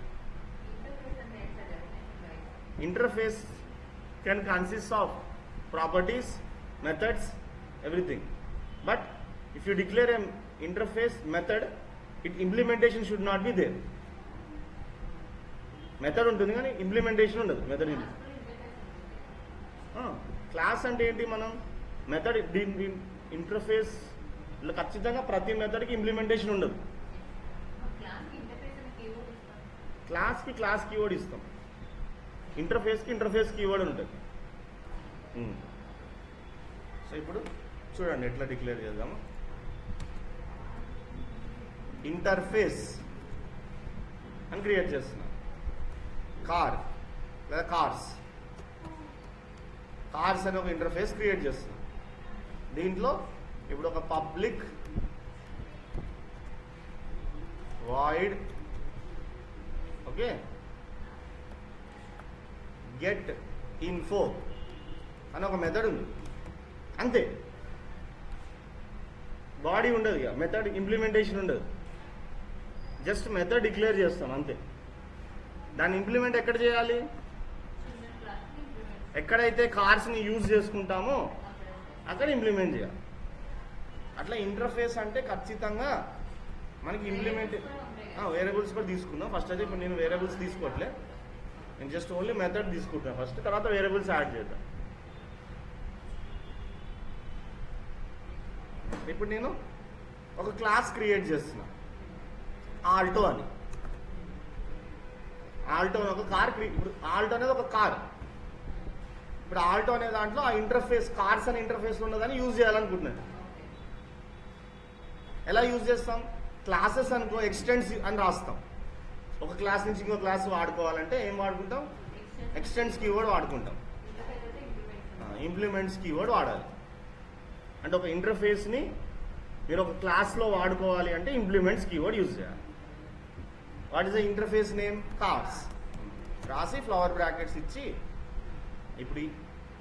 ఇప్పుడు అది ఇట్లా ఎంటీగా వదిలేసాం అనుకోండి, ఎర్రర్ వస్తుంది. ఏమొస్తుంది, ఖచ్చితంగా ఇప్పుడు దీంట్లో ఈ మెథడ్ని ఖచ్చితంగా ఇంప్లిమెంట్ చేయాల్సిందే. ఖచ్చితంగా దాన్ని ఏం చేయాలి, ఇప్పుడు ఆ మెథడ్లో నేను ఏం చేస్తున్నాను, implementation just system dot out dot println Alto car from Maruti Suzuki అని చెప్పి ప్రింట్ చేస్తున్నా. జస్ట్ ఊరికే సంథింగ్ ప్రింట్ చేస్తున్నా, అంటే కార్ ఇన్ఫర్మేషన్ ప్రింట్ చేస్తున్నా. Alto car from Maruti Suzuki అని ప్రింట్ చేస్తున్నా. ఇప్పుడు ఇలాంటిదే ఇంకో క్లాస్ ఉంది అనుకుందాం.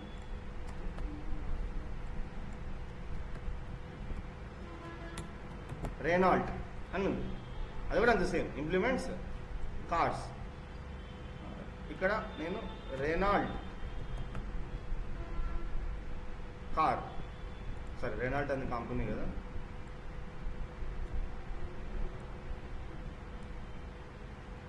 డస్టర్ తీసుకుందాం. So Duster car from Renault company, Duster car from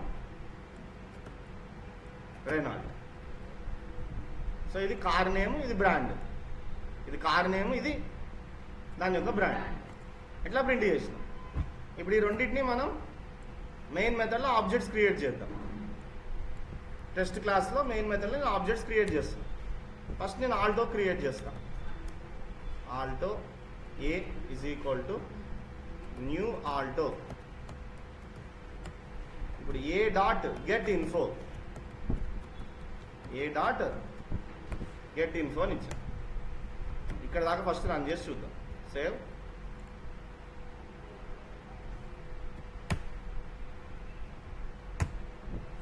వచ్చిందా? Alto car from Maruti Suzuki. Same Duster కూడా చేద్దాం అట్లనే. డస్టర్ న్యూ డస్టర్ అని చెప్పిస్తున్నాం. ఏదో ఒకటి డి, డస్టర్ డి అని ఇస్తున్నాం. ఇప్పుడు ఫస్ట్ టైం ఏమో ఆల్టో ఇన్ఫర్మేషన్ వస్తుంది, సెకండ్ టైం ఏమో డస్టర్ కార్ ఇన్ఫర్మేషన్ వస్తుంది.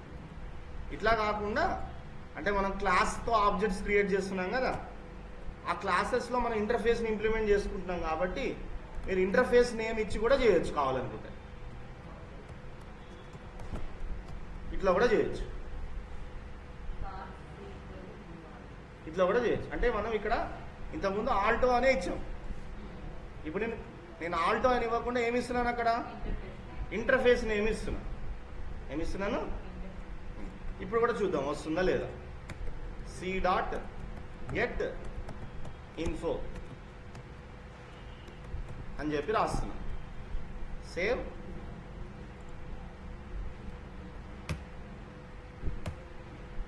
వచ్చిందా? అంటే what we can conclude, we can use class names or we can use interface name also in place of class name. ఇక్కడ మాత్రమే యూజ్ చేస్తాం. ఇక్కడ ఏంటి, నువ్వు ఏ క్లాస్కి ఆబ్జెక్ట్ క్రియేట్ చేయాలంటే ఆ క్లాస్ అది సేమ్. ఇంతకుముందు క్లాస్ రిఫరెన్స్ యూజ్ చేస్తాం, ఇంతకుముందు డైరెక్ట్గా క్లాస్ రిఫరెన్స్. ఇప్పుడు ఇంటర్ఫేస్ రిఫరెన్స్, ఇంటర్ఫేస్ రిఫరెన్స్ కాకపోతే ఆబ్జెక్ట్ క్రియేట్ చేస్తే క్లాస్కి,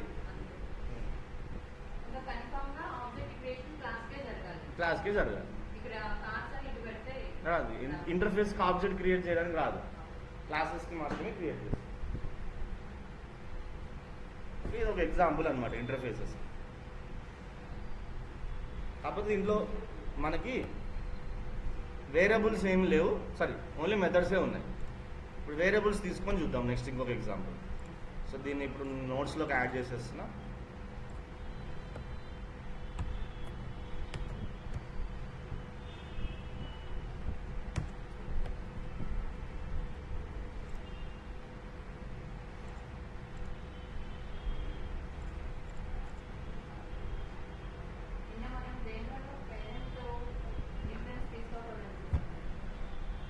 అది ప్రొటెక్టెడ్లో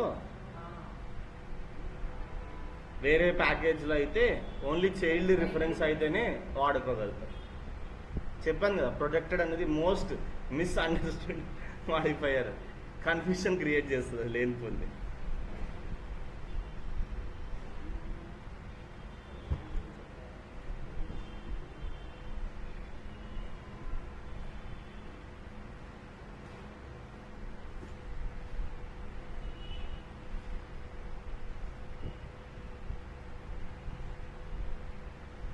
ఓకే, ఇప్పుడు ఇంకొక ఎగ్జాంపుల్ చూద్దాం. ఇప్పుడు నేను ఇంటర్ఫేస్ పర్సన్ అని ఇస్తున్నా. పర్సన్ ఒక ఇంటర్ఫేస్ క్రియేట్ చేస్తున్నా. ఆ పర్సన్ అనే ఇంటర్ఫేస్లో నేను ఇప్పుడు ఒక పబ్లిక్ వేరియబుల్ క్రియేట్ చేస్తున్నా. పబ్లిక్ ఇంట్ ఆర్మ్స్ ఏమిస్తున్నాను, 2. ఇప్పుడు ఏ పర్సన్కైనా ఆర్మ్స్ 2 ఉంటాయి. అలానే పబ్లిక్ ఇంట్ లెగ్స్ ఇది ఈక్వల్ టు ఇది ఫిక్స్డ్ వేరియబుల్స్. ఏంటివి? ఫిక్స్డ్ వాల్యూస్ ఉన్నాయి వాటిల్లో. నెక్స్ట్ ఇంకొక 2 వేరియబుల్స్ తీసుకుంటున్నా. పబ్లిక్ ఎఫ్ నేమ్ అని వాల్యూ ఇవ్వట్లేదు, పబ్లిక్ ఎల్ నేమ్ అని వాల్యూ ఇవ్వట్లేదు. అంటే వాటిలో వాల్యూస్ లేవు. ఎందుకంటే ఏ పర్సన్కైనా ఆర్మ్స్ లెగ్స్ రెండే ఉంటాయి, కానీ ఫస్ట్ నేమ్ లాస్ట్ నేమ్ అనేది చేంజ్ అవుతుంది. అందుకే నేను వాల్యూస్ ఇవ్వట్లేదు. ఇప్పుడు నేను ఏం చేస్తాను, ఇక్కడ ఒక క్లాస్ క్రియేట్ చేస్తా. క్లాస్ అని చెప్పి స్టూడెంట్ అని ఒక క్లాస్ ఇస్తున్నా. ఎగ్జాంపుల్ స్టూడెంట్ అనేది ఇంప్లిమెంట్స్ పర్సన్ అని అంటున్నా. ఓకే, ఇప్పుడు నేను ఈ స్టూడెంట్లో ఈ వేరియబుల్స్ని యూజ్ చేయాల్సిందేనా కంపల్సరీగా, లేదా మనకి ఏమన్నా యూజ్ చేయకపోతే ఏమన్నా అవుతుందా అనేది చూద్దాం. ఇది తీసేస్తున్నా. ఇప్పుడు దీంట్లో ఒక మెథడ్ ఉందనుకుందాం. Public void display data or display details అని ఒక మెథడ్ ఉందనుకుందాం. ఓకే, దీంట్లో అయితే నేను ఇప్పుడు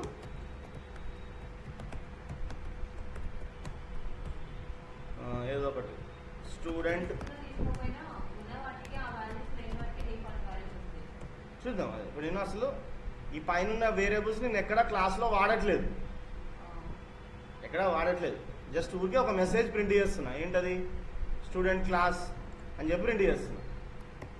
ఇప్పుడు స్టూడెంట్ క్లాస్కి ఆబ్జెక్ట్ క్రియేట్ చేద్దాం. స్టూడెంట్ క్లాస్కి ఏం క్రియేట్ చేద్దాం? ఆబ్జెక్ట్ని క్రియేట్ చేస్తున్నా. ఇక్కడ student S1 is equal to new student అని క్రియేట్ చేస్తున్నాం. ఇప్పుడు ఆ S1తో డిస్ప్లే డీటెయిల్స్ మెథడ్ని కాల్ చేస్తున్నాం. Save, clear screen, compile. ఆటోమేటిక్గా error identifier expected public name, F name, L name, semicolon పెట్టేనని ఎర్రర్ వస్తుంది. Reach end of the file అని చెప్పి వస్తుంది. అంటే మనం ఒక ఇంటర్ఫేస్లో వేరియబుల్స్ డిక్లేర్ చేస్తున్నామంటే వాటిలో వాల్యూ ఇవ్వాల్సిందే. ఇప్పుడు వాల్యూ లేకుండా తీసుకుంటే ఏమవుతుంది? ఓకే, ఈ రెండింటిని కొంచెంసేపు పక్కకు పెడదాం. ఎఫ్ నేమ్, ఎల్ నేమ్ పక్కకు పెడదాం. ఆర్మ్స్ లెగ్స్ అయితే ఉన్నాయి.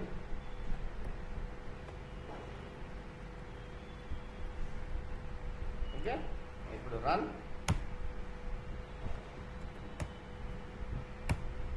చూడండి, ఇప్పుడు ఎర్రర్ రావట్లేదు. ఆర్మ్స్ లెగ్స్ తీసేసారు. ఇప్పుడు జావా టెస్ట్. సో వేరియబుల్స్ మ్యాండేటరీగా ఇంప్లిమెంట్ చేయాల్సిన అవసరం లేదు, కావాలంటే వాడుకోవచ్చు. ఇప్పుడు ఎట్లా వాడుకోవాలి మరి వాటిని? System dot out dot println అని చెప్పి ఆర్మ్స్ అని చెప్పి ఎలా వాడుకుంటాం? ఇప్పుడు ఆర్మ్స్ని డైరెక్ట్గా ఆర్మ్స్ అంటే వచ్చేస్తుందా? చూద్దాం. Save, again recompile, print. వచ్చేసింది. డైరెక్ట్గా ఇది డైరెక్ట్గా పబ్లిక్ ఇచ్చినందుకు డైరెక్ట్గా వచ్చేస్తుంది. ఒకవేళ రాలేదనుకోండి, మనం ఏం చేయాలంటే దిస్ కీవర్డ్ యూజ్ చేస్తాం జనరల్గా. ఒకవేళ రాకపోతే మ్యాక్సిమం వచ్చేస్తుంది, ఎందుకంటే ఇంప్లిమెంట్ చేసినప్పుడు ఇది ఇక్కడ అవైలబుల్ ఉన్నట్టు. సో మెథడ్స్ అయితే కంప్లిమెంట్గా ఇంప్లిమెంట్ చేయాల్సిందే. వేరియబుల్స్ అయితే నువ్వు ఇంప్లిమెంట్ చేసినా చేయకపోయినా ప్రాబ్లం లేదు. ఎర్రర్ అనేది ఏమి రాదు, ఏమీ రాదనమాట మనకి. సో ఇది ఇంకొక ఎగ్జాంపుల్ కింద తీసుకోండి.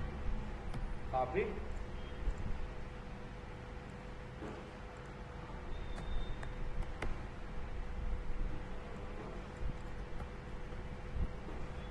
ఓకే. సో ఇది ఇంటర్ఫేసెస్ కాన్సెప్ట్. నెక్స్ట్, ఒక ఇంటర్ఫేస్ని ఇంకో ఇంటర్ఫేస్ ఎక్స్టెండ్ చేసుకోగలుగుతా? చేసుకోలేదా? చేసుకోవాలి. We cannot do inheritance in interfaces. అంటే ఎక్స్ అని ఒక ఇంటర్ఫేస్ ఉంది, వై ఎక్స్టెండ్స్ ఎక్స్ అని రాయలేనా? ఇంప్లిమెంట్ చేసేది క్లాస్ దగ్గర. నేను క్లాసెస్ గురించి మాట్లాడతలే. ఎక్స్ అని ఒక ఇంటర్ఫేస్ ఉంది, వై కూడా ఇంటర్ఫేసే. ఆ వై ఇంటర్ఫేస్ క్రియేట్ చేసేటప్పుడు ఎక్స్టెండ్స్ ఎక్స్ అని రాయొచ్చా రాయలేనా అడుగుతున్నా. అంటే ఒక ఇంటర్ఫేస్ ఇంకో ఇంటర్ఫేస్ని ఎక్స్టెండ్ చేయగలుగుతుందా? ఇప్పుడు క్లాసెస్ ఎలా అయితే ఎక్స్టెండ్ చేస్తున్నామో అలా ఇంటర్ఫేస్ ఎక్స్టెన్షన్ అది పాసిబుల్ అవుతుందా లేదా చూద్దాం. అది కూడా ఒక ఎగ్జాంపుల్ చూస్తే అన్ని ఎవరు చెప్పారు?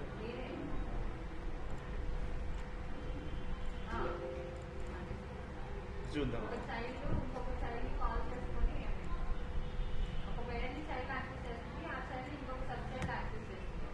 ఇప్పుడు చూడండి, నేను ఇంటర్ఫేస్ ఏ అని చెప్పి తీసుకుంటున్నా.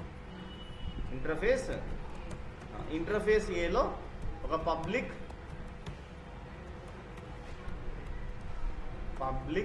వాయిడ్ డిస్ప్లే అనే ఒక మెథడ్ ఉంది అనుకుందాం.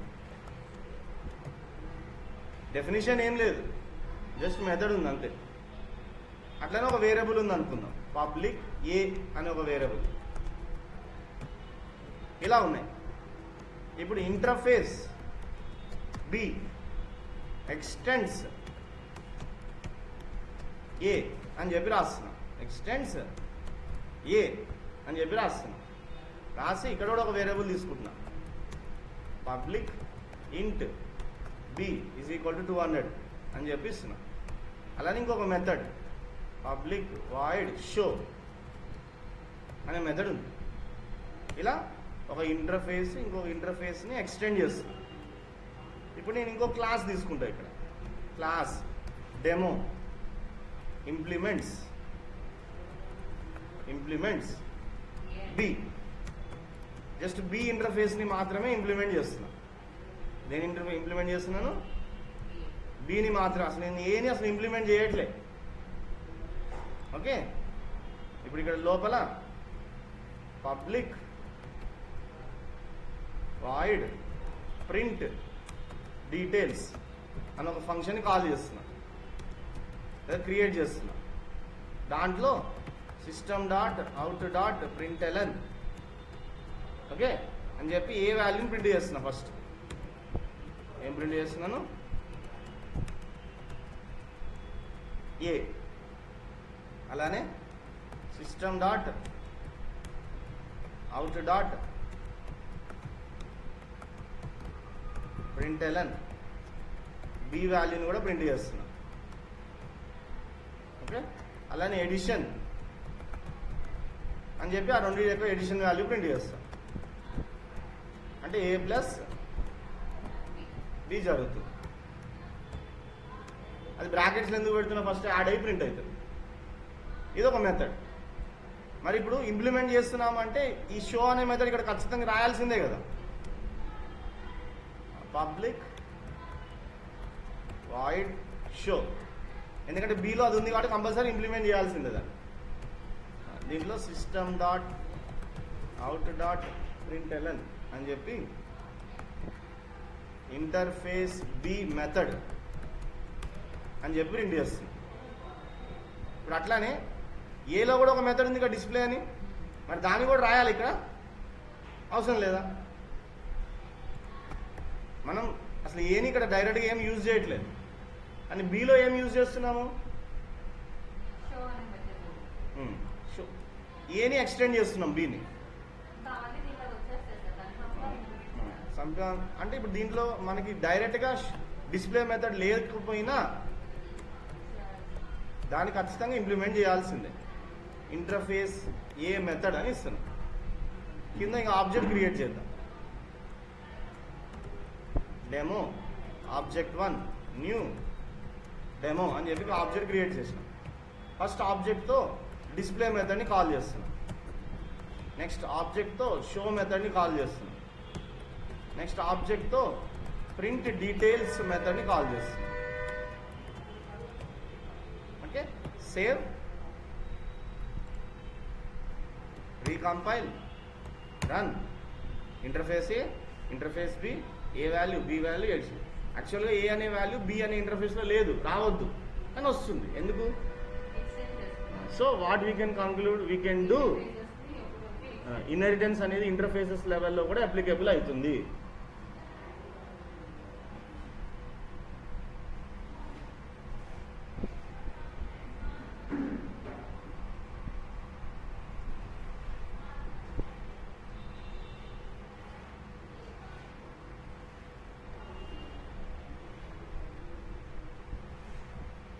Can you extend 2 interfaces at a time? రాసుకుంటున్నారు వాటర్ తాగి.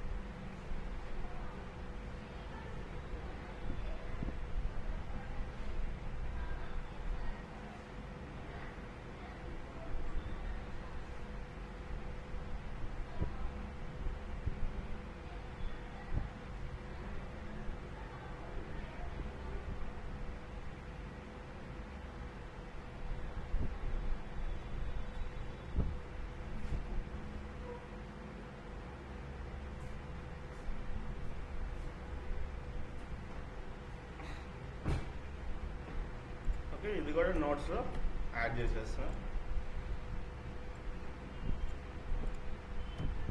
నెక్స్ట్ క్వశ్చన్ వచ్చేసి ఒకటేసారి ఓకే 2 ఇంటర్ఫేసెస్ని ఎక్స్టెండ్ చేయొచ్చా? ఓకే, ఒకటేసారి 2 క్లాసెస్ని ఎక్స్టెండ్ చేయొచ్చా? Next question.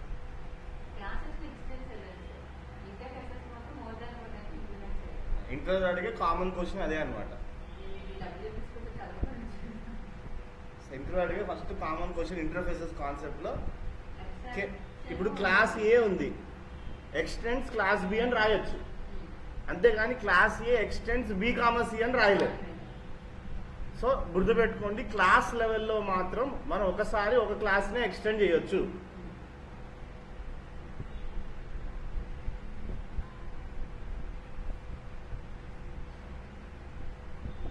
క్లాస్ లెవెల్లో ఒకసారి ఒక క్లాస్ని మాత్రమే ఎక్స్టెండ్ చేయడానికి వస్తుంది. అదే ఇంటర్ఫేసెస్ తీసుకుంటే ఒకటేసారి మల్టిపుల్ ఇంటర్ఫేసెస్ని మనం ఎక్స్టెండ్ చేయొచ్చు, నో ప్రాబ్లం. ఇప్పుడు దానికి కూడా ఒక ఎగ్జాంపుల్ చూద్దాం.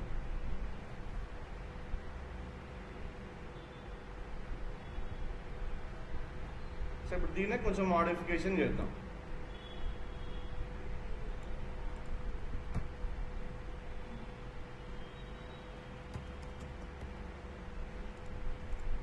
సో ఏం చేద్దామంటే ఏ ఇంటర్ఫేస్ ఉంది, బి ఇంటర్ఫేస్ ఉంది, రెండు సపరేట్ ఆ రెండింటికి ఏం సంబంధం లేదు. ఓకే, ఇప్పుడు ఇంకొక ఇంటర్ఫేస్ తీసుకుంటున్నా, సి ఎక్స్టెండ్స్ ఏ కామా డి అని చెప్పిస్తున్నా. దీంట్లో జస్ట్ ఒక మెథడ్ మాత్రమే ఉంటుంది, పబ్లిక్ వాయిడ్ హలో అని, అంతే, ఇంకేం లేదు. హలో మెథడ్ మాత్రమే ఉంది అక్కడ, ఇంకేం లేదు. ఓకే, ఇక్కడ నేను డెమో దగ్గర ఈసారి ఇంప్లిమెంట్ సి అంటున్నా. ఇంప్లిమెంట్స్ ఏమంటున్నాను, సి క్లాస్ని ఇంప్లిమెంట్ చేస్తున్నా. సిలో ఆల్రెడీ ఏబి ఉన్నాయి, రెండు ఉన్నాయి కాబట్టి అన్ని మెథడ్స్ని ఖచ్చితంగా ఇక్కడ ఇంప్లిమెంట్ చేయాల్సిందే. సో ఇక్కడ ఎక్స్ట్రా ఏ మెథడ్ వస్తుంది, ఇప్పుడు హలో మెథడ్ యాడ్ చేయాలన్నమాట. ఇక్కడ ఎక్స్ట్రా అంతే కదా, మన కోడ్లో ఇప్పుడు ఎక్స్ట్రా ఏం యాడ్ చేయాలి, హలో మెథడ్ని యాడ్ చేయాలి. సో హలో మెథడ్ ఎక్కడ ఉంది, ఇంటర్ఫేస్ సిలో ఉంది. ఎక్కడుంది, ఇక్కడ కూడా మనం కాల్ చేసేటప్పుడు ఈ డిస్ప్లే షోతో పాటు హలోని కూడా కాల్ చేసుకుంటాం. Save, clear screen, compile, run, data కూడా వచ్చింది, అంతా సేమ్ వస్తుంది. So we can do multiple interfaces extends, no problem. Next దీన్నే కాపీ పేస్ట్. నెక్స్ట్ ఇప్పుడు దీన్నే మళ్ళీ మాడిఫికేషన్ చేస్తున్నా. ఇప్పుడు సి అనే ఇంటర్ఫేస్ తీసేసాం. ఓకే, ఏ ఒక ఇంటర్ఫేస్, రెండు సపరేట్, రెండింటికి ఏం సంబంధం లేదు. డెమో ఇంప్లిమెంట్స్ ఏ కామా బి రాయచ్చా? క్లాసెస్ని క్లాస్ దగ్గర ఎక్స్టెండ్ చేసేటప్పుడు ఒకటే క్లాస్ని ఎక్స్టెండ్ చేయొచ్చు, కానీ ఇంప్లిమెంట్ చేసేటప్పుడు మల్టిపుల్ ఇంటర్ఫేస్ని ఇంప్లిమెంట్ చేయొచ్చు. దీని అర్థం ఏంటి? ఎక్స్టెండ్ చేసేటప్పుడు ఒకటే క్లాస్ని ఎక్స్టెండ్ చేయగలుగుతాం, కానీ క్లాస్ దగ్గర మల్టిపుల్ ఇంటర్ఫేసెస్ని ఇంప్లిమెంట్ చేయొచ్చు కావాలనుకుంటే. ఓన్లీ వన్ క్లాస్, క్లాస్ ఒకటే. అదే క్లాస్ ఇంప్లిమెంట్స్ అయితే మల్టిపుల్ ఇంటర్ఫేసెస్ని ఇంప్లిమెంట్ చేయొచ్చు. ఏబిసి అట్లా ఏమైనా ఇంప్లిమెంట్ చేసుకోవచ్చు.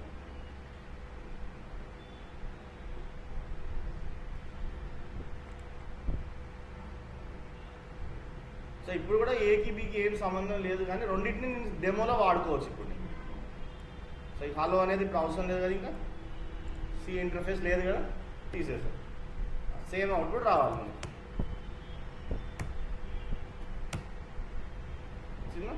సో ఇది ఇంటర్ఫేసెస్లో డిఫరెంట్ సినారియోస్ అన్నమాట.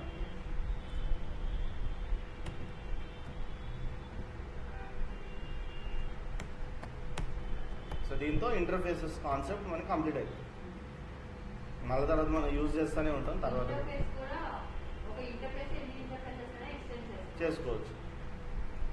ఇంటర్ఫేస్ లెవెల్లో మల్టిపుల్ ఇన్హెరిటెన్స్.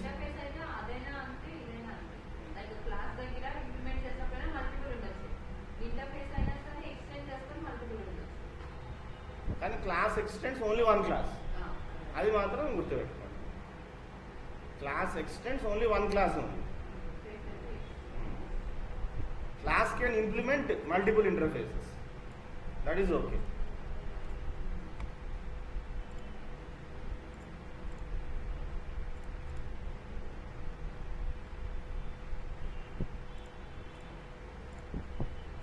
Next oops.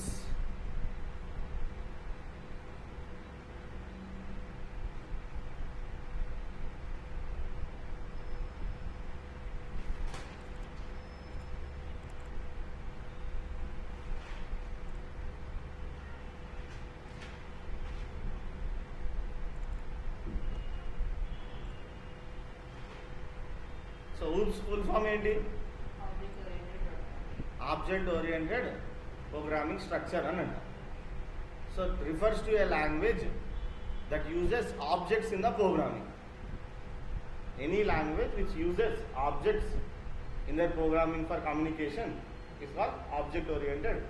జావాలో మనం ఏం చేసినా క్లాస్కి ఆబ్జెక్ట్ క్రియేట్ చేసి చేసుకుంటాం కాబట్టి అందుకే దాన్ని ఆబ్జెక్ట్ ఓరియంటెడ్ లాంగ్వేజ్ అంటాం. సో ఈ ఆబ్జెక్ట్ ఓరియంటెడ్ లాంగ్వేజ్లో మనకి ఇన్హెరిటెన్స్, ఎన్క్యాప్సులేషన్, పాలిమార్ఫిజం, ఇట్లా రకరకాల కాన్సెప్ట్స్ మనం చూడాలన్నమాట. ఓకే, అవి చూసే ముందు మీకు పబ్లిక్ అంటే ఏంటి, ప్రొటెక్టెడ్ అంటే ఏంటి, ప్రైవేట్ అంటే ఏంటి, ఇవన్నీ మీకు ఐడియా ఉండాలి. ఆల్రెడీ మనం అదంతా చూసాం వీటి గురించి.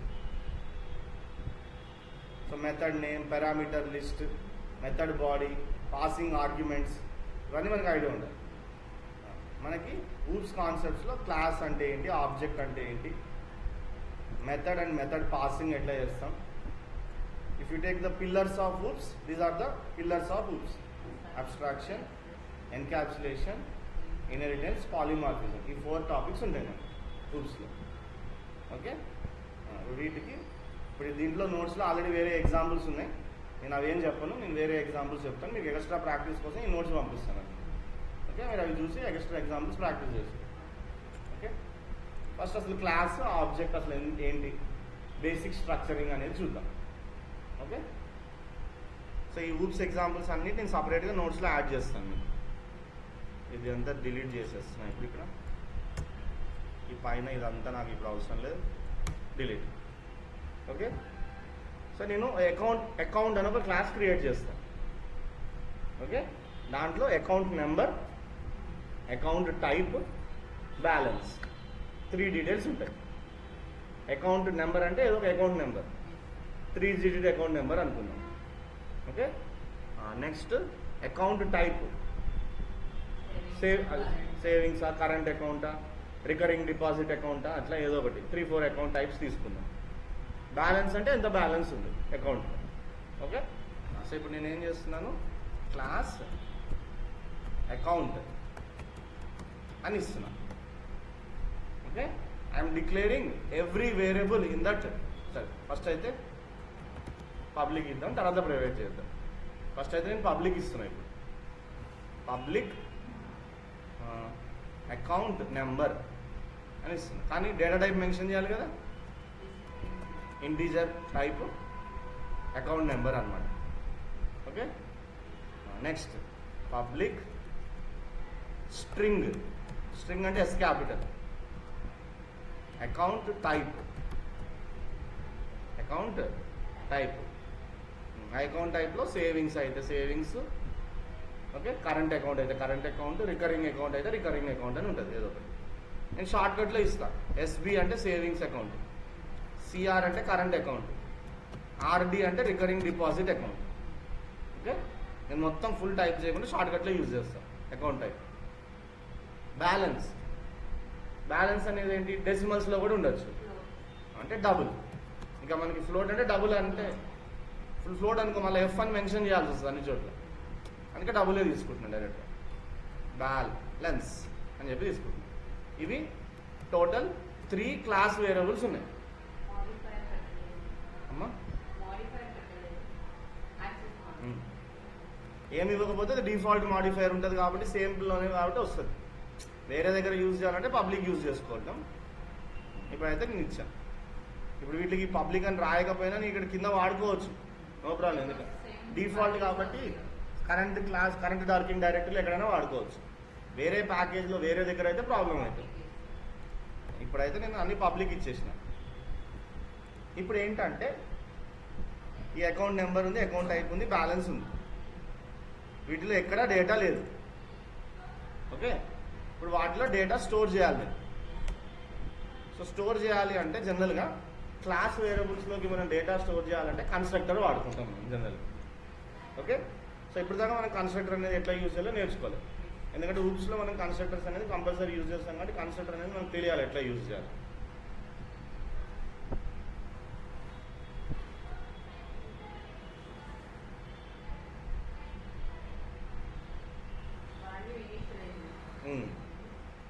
జనరల్గా కన్స్ట్రక్టర్స్ అనేది క్లాస్ వేరియబుల్స్ ఉంటాయి కదా, వాటిని ఇనిషియలైజ్ చేయడానికి యూజ్ చేస్తాం అనమాట.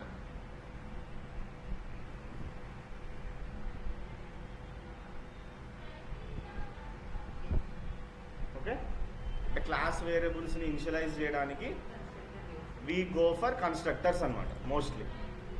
ఓకే, నెక్స్ట్ ఇప్పుడు కన్స్ట్రక్టర్ ఎట్లా క్రియేట్ చేస్తాము, same public. Okay, name of the constructor should be account only. అంటే మనకి క్లాస్ నేమ్ ఏదైతే ఉందో అదే నేమ్ ఉండాలి. మాడిఫైర్ ఏం లేకుండా ఓన్లీ అకౌంట్ అని కూడా ఇవ్వచ్చు, అది డిఫాల్ట్ తీసుకుంటుంది అప్పుడు. ఓకే, సో ఇప్పుడు అకౌంట్ అనే ఇస్తున్నాం. దీంట్లో ఇప్పుడు ఒక అకౌంట్ నెంబర్, ఒక అకౌంట్ టైప్, ఒక అకౌంట్ బ్యాలెన్స్ ఇస్తాను. ఇప్పుడు డైరెక్ట్గా అకౌంట్ నెంబర్ అని చెప్పి ఇచ్చేయచ్చా, 101 ఇస్తున్నా ఫర్ ఎగ్జాంపుల్. అకౌంట్ టైప్ అని చెప్పి ఎస్బి అని ఇస్తున్నా. బ్యాలెన్స్ అని చెప్పి 25,000. సరే, ఇట్లా ఇచ్చేయచ్చా డైరెక్ట్గా? వస్తుందా చూద్దాం. ఇప్పుడు దాన్ని ప్రింట్ చేద్దాం. ఏం చేద్దాం, ఇవన్నింటినీ ప్రింట్ చేద్దాం ఇక్కడ. ఓకే, ఎట్లా ప్రింట్ చేస్తాం, ఒక మెథడ్తో ప్రింట్ చేస్తాం. So public void display data or display details అని ఒక మెథడ్ ఇస్తున్నాం. దాంట్లో system dot out dot println అని చెప్పి అకౌంట్ నెంబర్ అని చెప్పి అకౌంట్ నెంబర్ అని ఇచ్చేస్తాం. Next system dot out dot println account type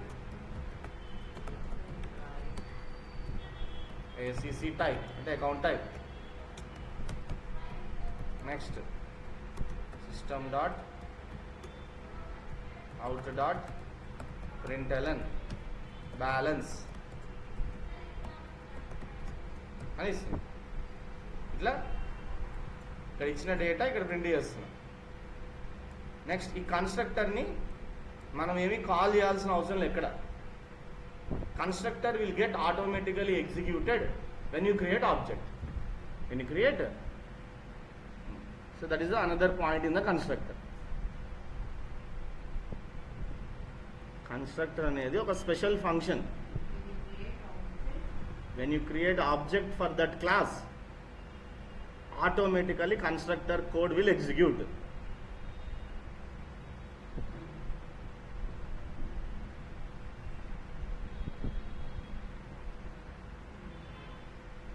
object create చేసినామంటే చాలు రన్ అయిపోతుంది. కన్స్ట్రక్టర్ ఆటోమేటిక్గా కన్స్ట్రక్టర్ రన్ అయిపోతుంది. ఇప్పుడు నేను ఇక్కడ account A1 is equal to new account అని ఆబ్జెక్ట్ క్రియేట్ చేస్తున్నా. ఇదే కదా ఆబ్జెక్ట్ క్రియేషన్. ఇక్కడే కన్స్ట్రక్టర్ గెట్స్ ఎగ్జిక్యూటెడ్ హియర్. ఆ లైన్లో ఎగ్జిక్యూట్ అయిపోతుంది కన్స్ట్రక్టర్. ఇప్పుడు A1 డాట్ డిస్ప్లే డీటెయిల్స్ని కాల్ చేస్తున్నా. కన్స్ట్రక్టర్ నేను ఎక్కడ కాల్ చేయట్లేదు చూడండి. ఓకే, అది ఆటోమేటిక్గా రన్ అయిపోతుంది. Save, clear screen, compile, error ఏం రావట్లేదు. జావా టెస్ట్ వచ్చినాయి. అంటే క్లాస్ వేరియబుల్స్ డైరెక్ట్గా యాక్ట్ చేయొచ్చు. కానీ ఇప్పుడు ఈ ప్రోగ్రామ్ ఎన్నిసార్లు రన్ చేసినా అవుట్పుట్ అదే వస్తుంది. ఇప్పుడు మళ్ళీ రన్ చేసినా అదే వస్తుంది, మళ్ళీ రన్ చేసినా. ఎందుకంటే నేను ఇన్పుట్ అనేది యూజర్ దగ్గర నుంచి తీసుకోవట్లేదు. ఫిక్స్డ్గా ఇచ్చేసినా అవే స్టోర్ చేస్తున్నా. ఇప్పుడు ఇదే ఇన్పుట్ నేను యూజర్ నుంచి తీసుకోవాలి, అదే స్టోర్ చేయాలి. అది పారామీటరైజ్డ్ కన్స్ట్రక్టర్ అవుతుంది. ఇది నార్మల్ డిఫాల్ట్ కన్స్ట్రక్టర్ అంటాం, దీన్ని నాన్ పారామీటరైజ్డ్ కన్స్ట్రక్టర్ అంటాం. సో ఇది డిఫరెన్స్ కోసం ఏం చేస్తున్నానంటే ఇక్కడ నేను system dot out dot println అని చెప్పి కన్స్ట్రక్టర్ లోపల కన్స్ట్రక్టర్ జస్ట్ కన్స్ట్రక్టర్ ఎగ్జిక్యూట్స్ లేదా నార్మల్ కన్స్ట్రక్టర్ అని చెప్పి రెండు చేస్తున్నాయి ఒకటి అనేస్తుంది. సో ఇప్పుడు సేవ్ చేసేసి ఫస్ట్ మనకి నార్మల్ కన్స్ట్రక్టర్ అని వచ్చి కింద అదంతా ప్రింట్ అవుతుంది. ఓకే, ఇప్పుడు అదే దీన్ని పారామీటరైజ్ కన్స్ట్రక్టర్ కింద మారుద్దాం. ఓకే, అది ఇంకొక ఎగ్జాంపుల్లో చూద్దాం. సో దీన్ని ఇక్కడ దాకా కాపీ చేసుకొని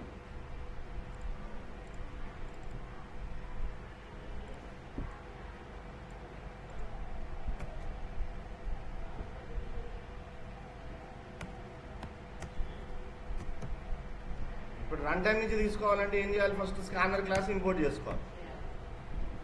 చిన్న చిన్న కరెక్షన్స్ చేయాలి దీంట్లో.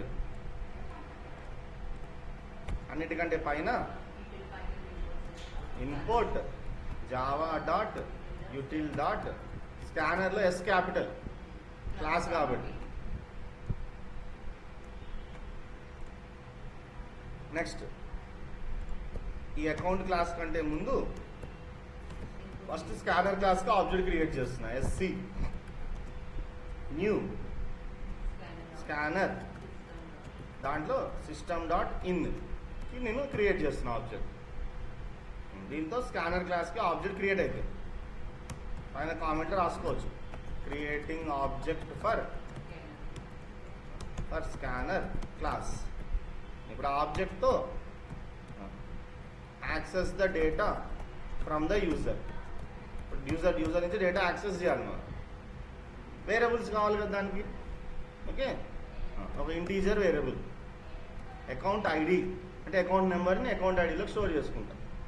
ఇప్పుడు ఎట్లా తీసుకుంటాం?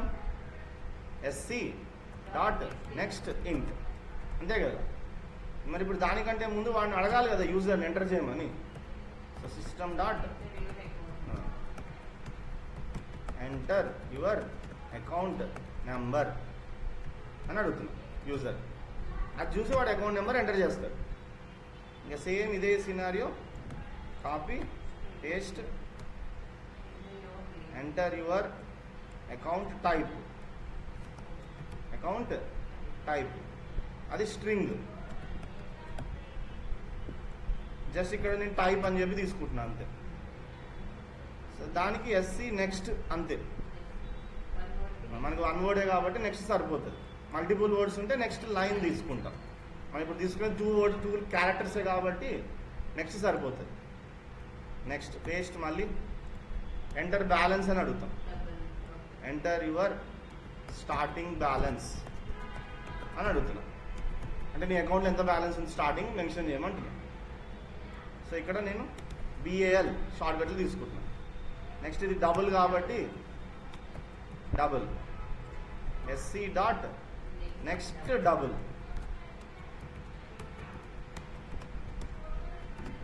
సో యూజర్ దగ్గర నుంచి అయితే మనం తీసేసుకున్నాం, బాగానే ఉంది ఇక్కడ దాకా.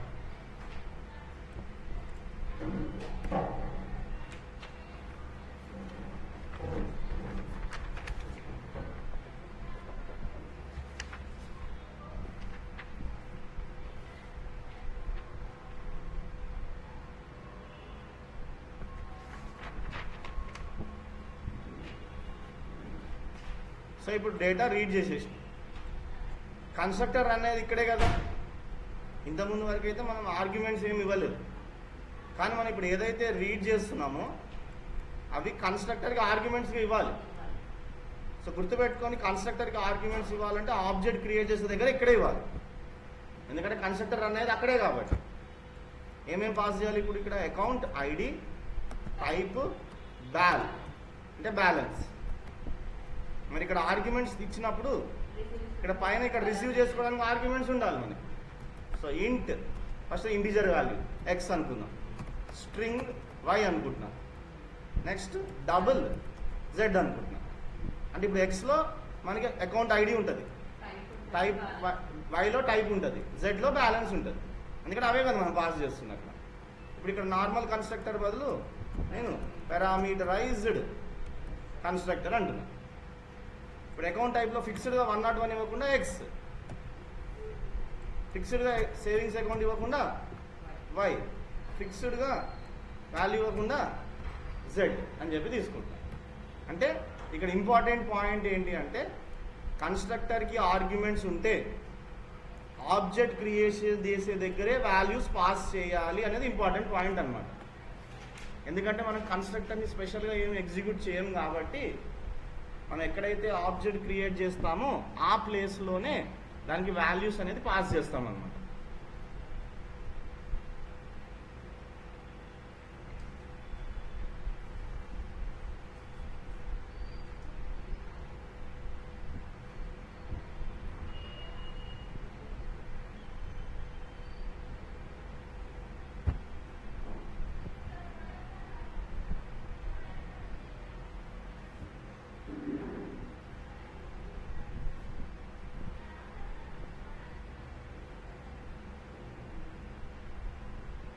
ఐడి, టైపు, బ్యాలెన్స్ ఏదో ఒకటి మనం పాస్ చేస్తాం. ఓకే, అవి మనం అక్కడ రిసీవ్ చేసుకుంటాం. అక్కడ పైన X, string, Y, double Z అని చెప్పి నేను ఏదో వేరియబుల్స్లో రిసీవ్ చేసుకుంటాం. అవి మనం అసైన్ చేసుకుంటాం లోపల.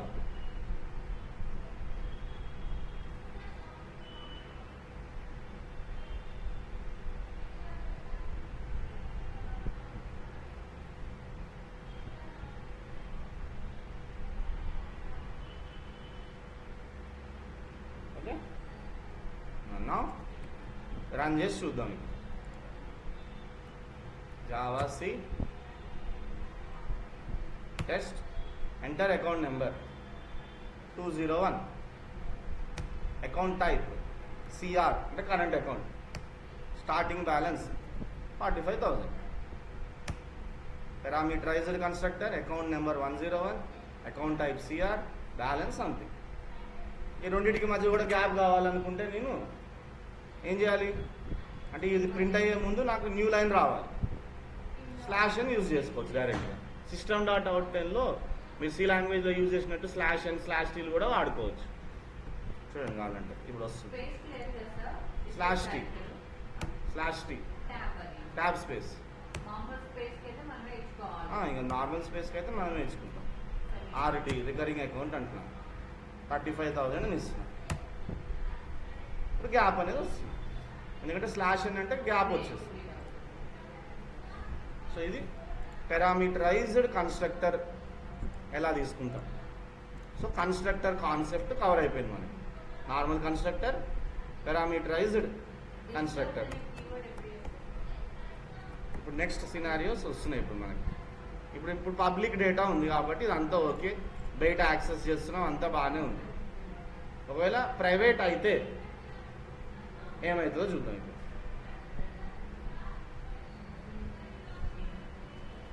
ప్రైవేట్ డేటా తీసుకుంటాను, దాన్ని యాక్సెస్ చేయడానికి వీలవుతుందా అనేది చూద్దాం.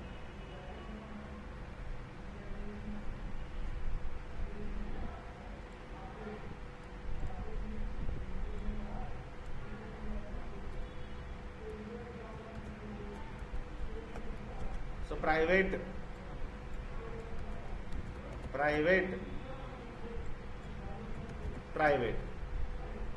అన్నిటి ప్రైవేట్ చేసేసినాయి. వేరియబుల్స్ అన్నిటిని ఏంటి, క్లాస్ వేరియబుల్స్ అన్నిటినీ ప్రైవేట్ చేసేసిన. నేను రన్ టైం నుంచి ఇప్పుడు ఏం తీసుకోను, ఫిక్స్డ్ వాల్యూసే తీసుకుంటున్నా. మీకు ఐడియా జస్ట్ ఒక ఎగ్జాంపుల్ రన్ టైం నుంచి చూపించాను అంతే. ఓకే, ఇప్పుడు కన్స్ట్రక్టర్ ఉంటుంది, పారామీటరైజ్డ్ ఏముండదు, నార్మల్ కన్స్ట్రక్టర్ ఒకటి ఉంటుంది. దాంట్లోకి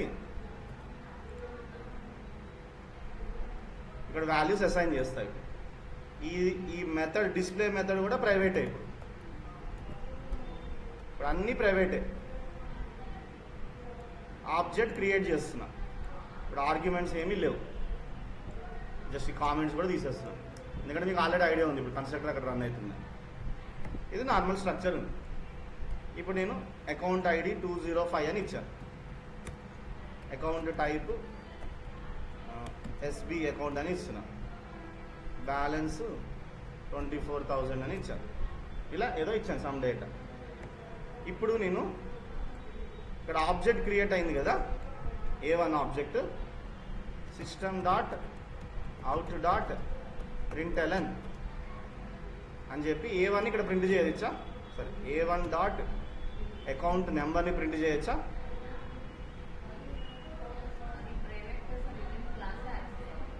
ప్రైవేట్ మాడిఫైయర్ డెఫినేషన్ ఏంటి, wear which class we have declared in that class, till that class only we can access.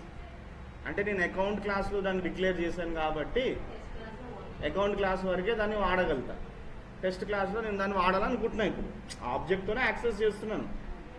Save చేసి రన్ చేసి చూడండి ఏమవుతుంది. Clear screen.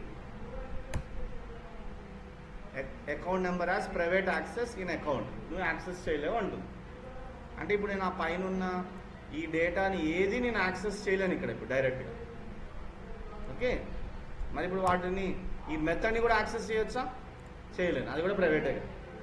సో మనకి ప్రైవేట్ డేటా ఉన్నప్పుడు ఈ ప్రైవేట్ డేటాని మొత్తాన్ని యాక్సెస్ చేయడానికి మనకి ఒక పబ్లిక్ మెథడ్ కంపల్సరీగా ఉండాలి. ఏముండాలి? ఖచ్చితంగా if there is a private data, if you want to access that private data outside that class, there should be one public method compulsory.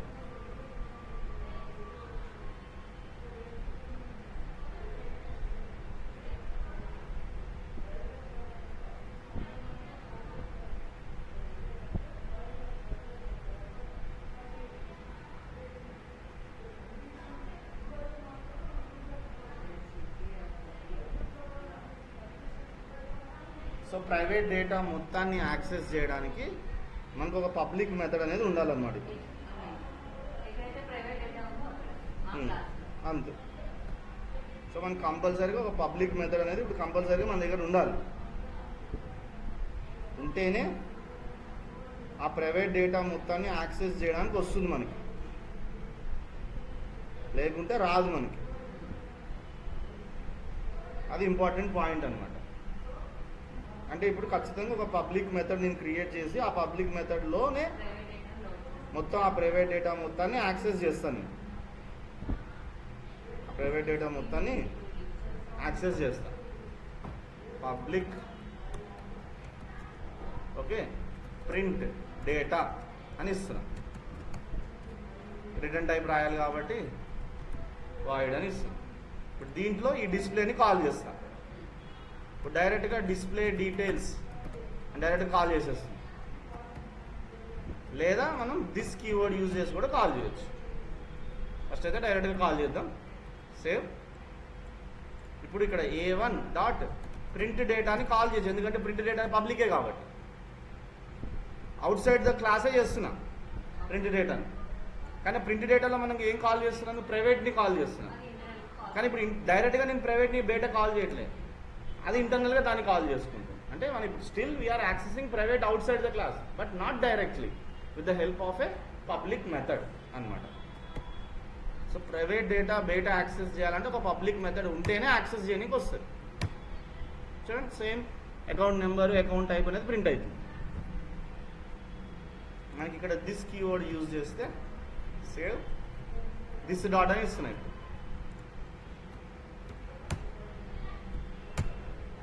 వచ్చినప్పుడు కూడా మరి ఎలాంటి కేసెస్లో మనకి దిస్ అనేది ఎక్కువ బాగా యూజ్ అవుతుంది? సో ఇంకొక చిన్న సింపుల్ ఎగ్జాంపుల్ చూపిస్తాను. ఇప్పుడు ఇక్కడ ఉంది, ఇది ప్రింట్ అయింది. దాని తర్వాత మళ్ళీ నేను కావాలనే system dot out dot println అని చెప్పి బ్యాలెన్స్ అని చెప్పి మళ్ళీ సపరేట్గా ప్రింట్ చేస్తుంది. లేదా అకౌంట్ నెంబర్ అని చెప్పి డైరెక్ట్గా అకౌంట్ నెంబర్ని ప్రింట్ చేస్తుంది. సేవ్.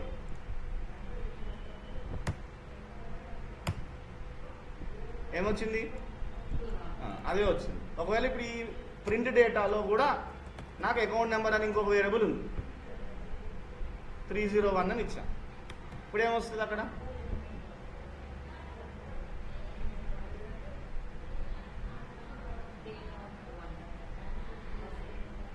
ఎక్కడ వస్తుంది? 301. ఫస్ట్ డిస్ప్లే డీటెయిల్స్లో ఏమొస్తుంది, ఇక్కడ ఏమొస్తుంది?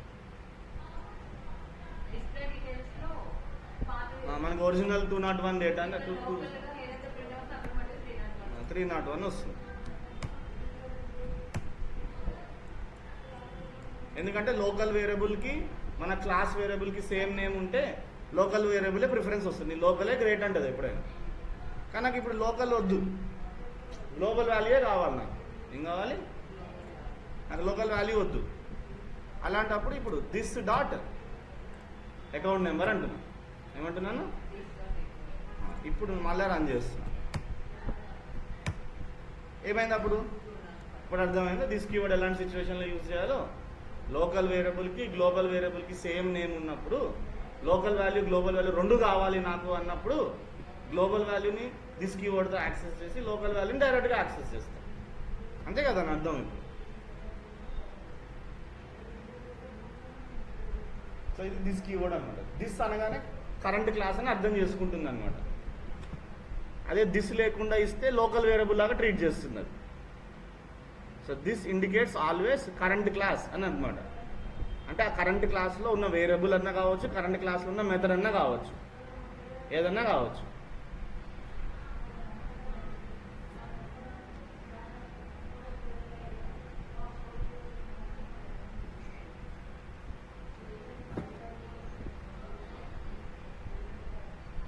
సో జనరల్గా దిస్ కీవర్డ్ మనకి ఎలాంటి సిచ్యువేషన్స్లో యూజ్ చేస్తామంటే local variable global variable same name ఉంటాయి, ఆ సిచ్యువేషన్లో యూజ్ చేస్తాం.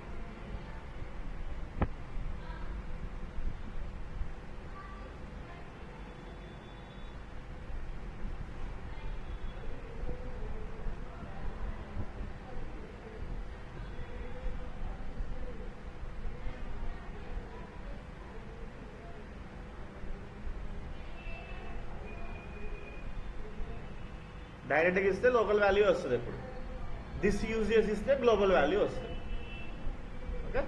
సో ఇది మనకి ఇంకొక ప్రైవేట్ డేటా తీసుకొని క్లాస్ ఆబ్జెక్ట్స్ యూజ్ చేసి ఎలా యాక్సెస్ చేస్తాం యూజింగ్ దిస్ కీవర్డ్ అనేది చూసాం. ఒకవేళ ఆబ్జెక్ట్ లేకుండా కూడా ఈ మెథడ్ని యాక్సెస్ చేయొచ్చా? చేయలేమా? ఇప్పుడు నేను అకౌంట్కి ఆబ్జెక్ట్ క్రియేట్ చేయట్లే, still I want to access that print data. Can I access? Public method. వేరే క్లాస్లో డైరెక్ట్గా ఆబ్జెక్ట్ ఏమీ లేకుండా డైరెక్ట్గా యాక్సెస్ చేస్తున్నా. వస్తుందా? వస్తుందా రాదా? ఇది ఏంటి? స్టాటిక్ మెథడ్ కూడా కాదు, నార్మల్ మెథడ్. అసలు దీనికి ఆ క్లాస్కి ఏమైనా లింక్ లేదు, లింక్ కూడా లేదు. ఆబ్జెక్ట్ ఉండాలి. ఇప్పుడు డైరెక్ట్గా యాక్సెస్ చేశాను అనుకో, సేవ్ చేసి ఉండాలి. అది ఆబ్జెక్ట్ తీసేసా ఇప్పుడు నేను కావాలని. అంటే వితౌట్ ఆబ్జెక్ట్ చేయొచ్చా? రావట్లే. మరి ఇప్పుడు దీన్ని ఆ క్లాస్ నేమ్ ఏంటి? అకౌంట్ డాట్ అని ఇవ్వచ్చా? సరే స్టాటిక్ చేద్దాం దాన్ని. ఇప్పుడు స్టాటిక్ అనే అనుకుందాం. వస్తుందా ఇప్పుడు? చూద్దాం. Non static method display details cannot be referred from static content అని వస్తుంది. అంటే డిస్ప్లే డీటెయిల్స్ అనేది non static.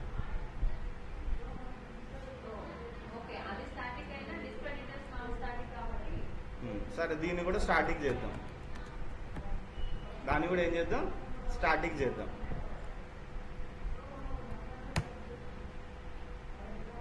Non static variables అంటుంది. అంటే నువ్వు క్లాస్ లేకుండా చేయాలి అంటే అన్నీ స్టాటిక్ అయి ఉంటేనే వస్తాయి. మెథడ్ స్టాటిక్ అవ్వాలి, వేరియబుల్స్ కూడా స్టాటిక్ అవ్వాలి, అప్పుడే వస్తుంది. చేయొచ్చు, చేయలేమని కాదు. వేరియబుల్స్ కానీ మెథడ్స్ కానీ అన్నీ స్టాటిక్ అయి ఉంటేనే అప్పుడు నువ్వు డైరెక్ట్గా క్లాస్తో యాక్సెస్ చేయడానికి వస్తుంది. అది గుర్తుపెట్టుకోండి, అంతే సింపుల్.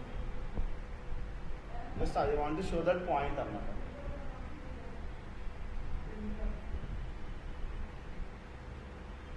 ఇన్హెరిటెన్స్ నుంచి రేపు చూద్దాం.